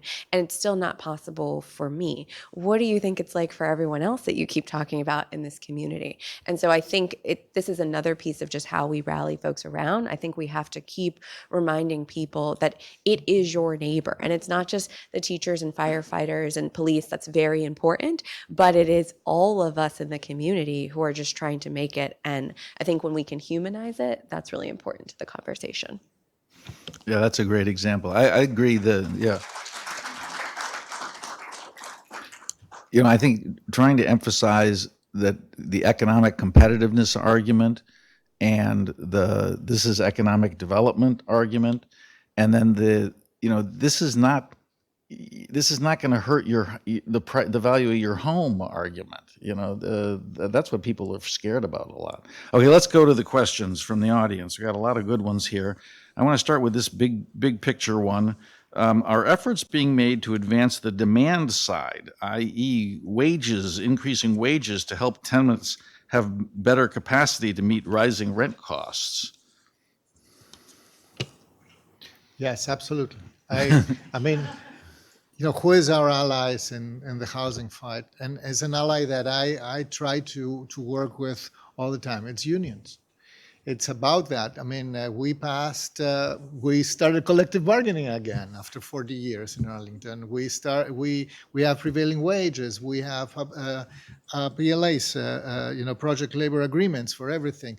We are trying to elicit and to advocate for better wages all the time. And then we also making every effort to support the income of these households. This is not just eviction prevention and housing grants, which is a huge part of our housing budget, almost half of it in some cases. So this is all, we are really focused on that. And this is actually what mostly conveys when we say, in terms of economic development, sometimes we have to have better paid people to get more productivity, to get more value added produced in the county and keep this workforce there and develop the workforce, which is for me absolutely critical. One of the weakest things I believe that need a lot of work still is workforce development, which is intimately related to housing, but sometimes seen completely disjointed. And to me, it's one of the critical aspects of the quest to enable people to be able not only to afford their housing, but for the first time to have also some savings and be able to grow economically, because this is about what racial discrimination has, what we inherited from that is absolute loss of access to wealth. My biggest problem with NIMBYs is they are okay. They have money. Their economic development is cared for. It's about the other people's economic development, and they see that this way. Okay, thank you. Yeah, related question. I heard Aspasia talk about this yesterday. It's easy. You look at the HIT tool results, and you say, God, those housing directors, those elected officials, they're doing a terrible job. Why aren't we meeting our targets? What's the matter with them? And Aspasia pointed out, that the currents running against you are very strong. No one wants to pay higher taxes. No one wants to shift money from education. No one wants to change the zoning laws, yada, yada. No one wants to pay higher wages. So Aspasia, you want to talk about that? So the comment was, we can work as hard as we can, and we can put every year more money, and we can do all these things, but so long as we are living in a society that creates inequality at the rate that it does, we're never going to catch up. And I think looking at the HIT tool numbers of who needs affordable housing, right? I think we have normalized this. We have normalized the fact that people will work 14, 15, 60-hour weeks, and they're going to need public subsidy to shelter themselves and possibly feed themselves. And I think that is not just the housers' problem. That is a we all need to wake up uncomfortable every morning about why this happens. in the United States of America. And it is not something that it always happened. When people talk about, I'm an immigrant here, and it has been very kind to me. It has been a great journey and a great land of opportunity, but it is no longer for the majority of the people who grow up here. And there are all the studies that say that the zip code that you are born dictates pretty much your trajectory and your economic mobility. How are we gonna work in a society that allows economic mobility and allows people to live the life they choose to live based on their hard work? So I think we are working against the current. We need every year more affordable housing for very hardworking people. We need to win on the message. We need to do structural reforms on land use matters in order to house everybody. So it is a very tall ask that I think it requires non-housers. It requires everybody to be part of the conversation, because at the end of the day, it's bad for everybody when people cannot be securely housed. Thank you. Okay, let's go from the big picture to the nitty gritty. I think this is a good question that a lot of people might be interested in. So can you speak to the last panel's recommendations for property tax abatements on affordable housing, accelerated development review, and creating more funding for pre-development preservation and long-term subsidies? I mean, pick whichever one you want, one from column A, one from column B. I think Colleen. they're all great recommendations. Because everything that they said costs money. So if we are running out of money, this is a great time and moment to take the time to say, well, where can we save? Where can we make it better? And I do think it makes sense. I don't understand sometimes why, and this is because I'm also have been on the other side. Why does it take so long? Why is this not as of right? Like, there's certain things that should happen and I think that, from the planning departments and things like that, you get in first and say, this is as of right affordable housing here. And I think there are ways to simplify it. I don't always understand the complexities of why it takes so long. Some of it is people, some of it is processing, but some of it should be just as of right. I mean, if that's what we're creating, right, in terms of the collaboration and everything that we're talking about.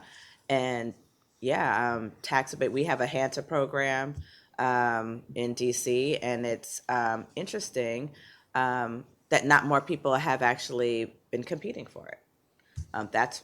There's been some developers that have taken advantage. I think in our high needs areas, in our high cost areas, it's a great way to create affordable housing. And so we're just trying to figure out why it hasn't been more successful or more competitive in people taking advantage of it. So for us, we put out the tax abatement. It hasn't been grabbed at, but I do think that, it does work on a very technical, logical level. So we'll be looking into why that is.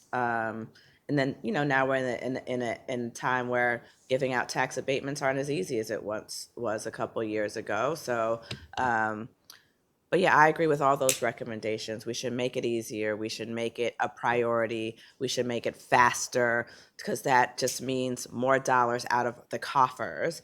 And I think pre-development makes sense because that helps to keep the costs down early, right? So if we put the money out front, or we start bridging it, then the more expensive money comes in later. That just makes logical sense. I think the issue with the pre-development is how does it come back and how does it cycle? And that's sort of the challenge in some of discussing it. But all those recommendations are great. Yeah, and I would jump in and reiterate with that the property tax abatements. Oh, I'm not a hot mic here, so sorry about that.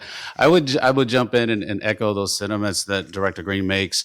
And I will emphasize publicly owned land is a way to reduce costs and have that public-private partnership at the same time. Those are things that will help hopefully expedite the process as well.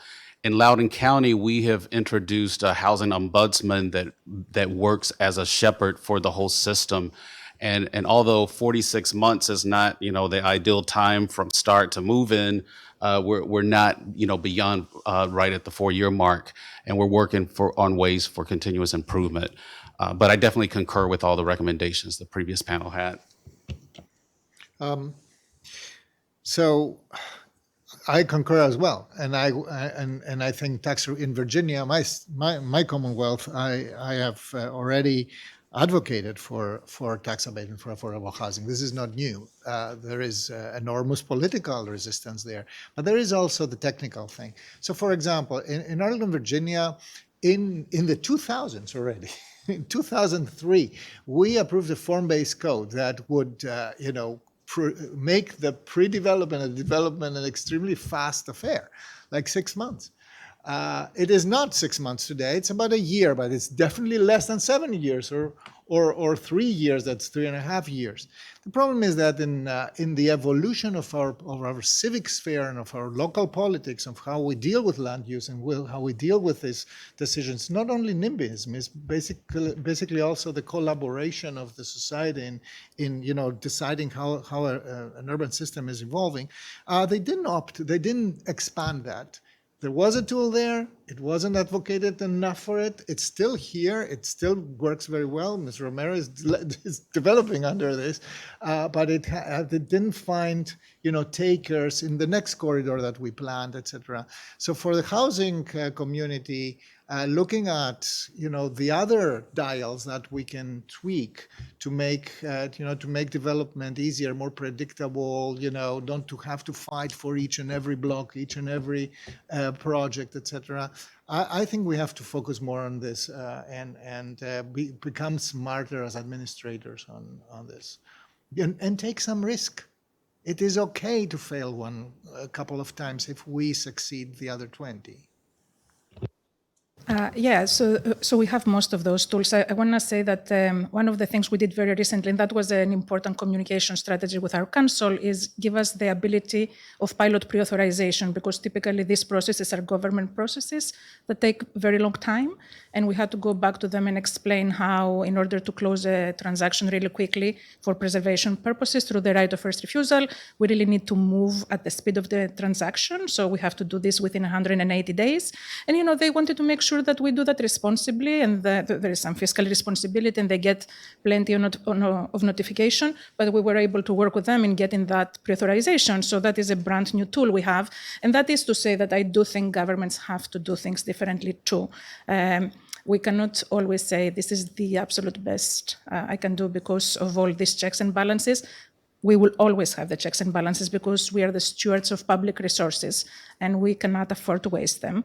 But there are ways to move through these processes a little more efficiently and be a little more nimble, so then the private market can come along and do all the things we ask them to do. So I thought those were great comments. Let me just get a couple more quick questions in here before we run out of time. Many seniors are overhoused in large single-family homes. How do we unlock this surplus of bedrooms to create affordable housing? Any great ideas there? There's some incentive that we could use to get... Yes, by unlocking the land use. One of the problems is that there is only this product for them available, or a condo. So by unlocking the land use and allowing for duplexes and quadplexes and sixplexes that can be senior appropriate communities, etc., we're already introducing a diversity of offerings, we're starting a more diverse market for them. The second thing is there is a significant need for senior affordable housing. These are households that fall off a financial cliff after they leave the workforce, and they are on an income that they can still stay at home, but they have nowhere to go. So Arlington has Culpeper Gardens. Many of you know that is the only place in the Eastern Coast that has affordable senior living with all the the 3 out of 4 stages of support, and it costs housing money to support that. Now we have to find ways to do more of that. we can show you one successful example. Yeah, I would echo that it's both creating more options so that if people want to move, if they want to downsize, then there's actually something in the market they can afford to go to. I'd say you spoke to seniors who do not need assistance, but I know in Alexandria, one of the challenges we have is I think we have one affordable assistant living building, and that is an area where we're seeing increasing needs. And so I think it's also making sure that we don't lose sight of that product in the market as well. I'll just add that I think there's an opportunity that our society has moved away from multi-generational housing.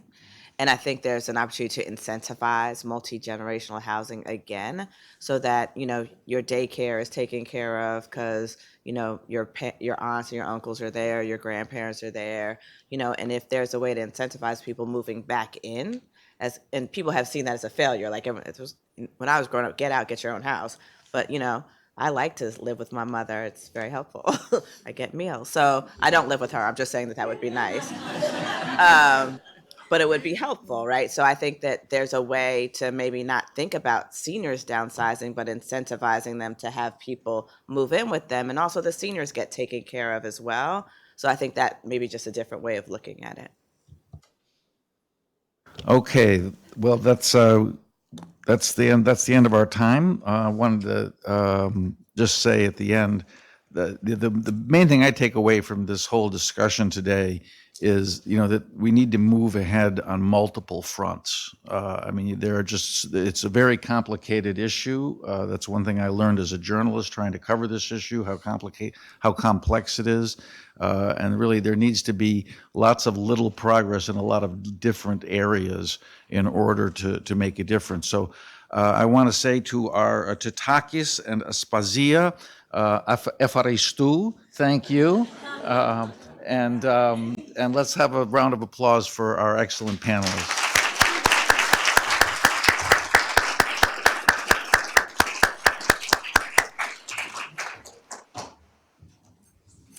All right, thank you. So that brings us to the conclusion of our program. Thank you again for attending. I'd like to thank you again to our sponsors, Wells Fargo, Truist, Amazon, the Greater Washington Community Foundation, of course, Urban Institute, our research partners, and our hosts today, and everyone for attending. So thank you. Have a wonderful afternoon, and we look forward to connecting again soon. Thank you.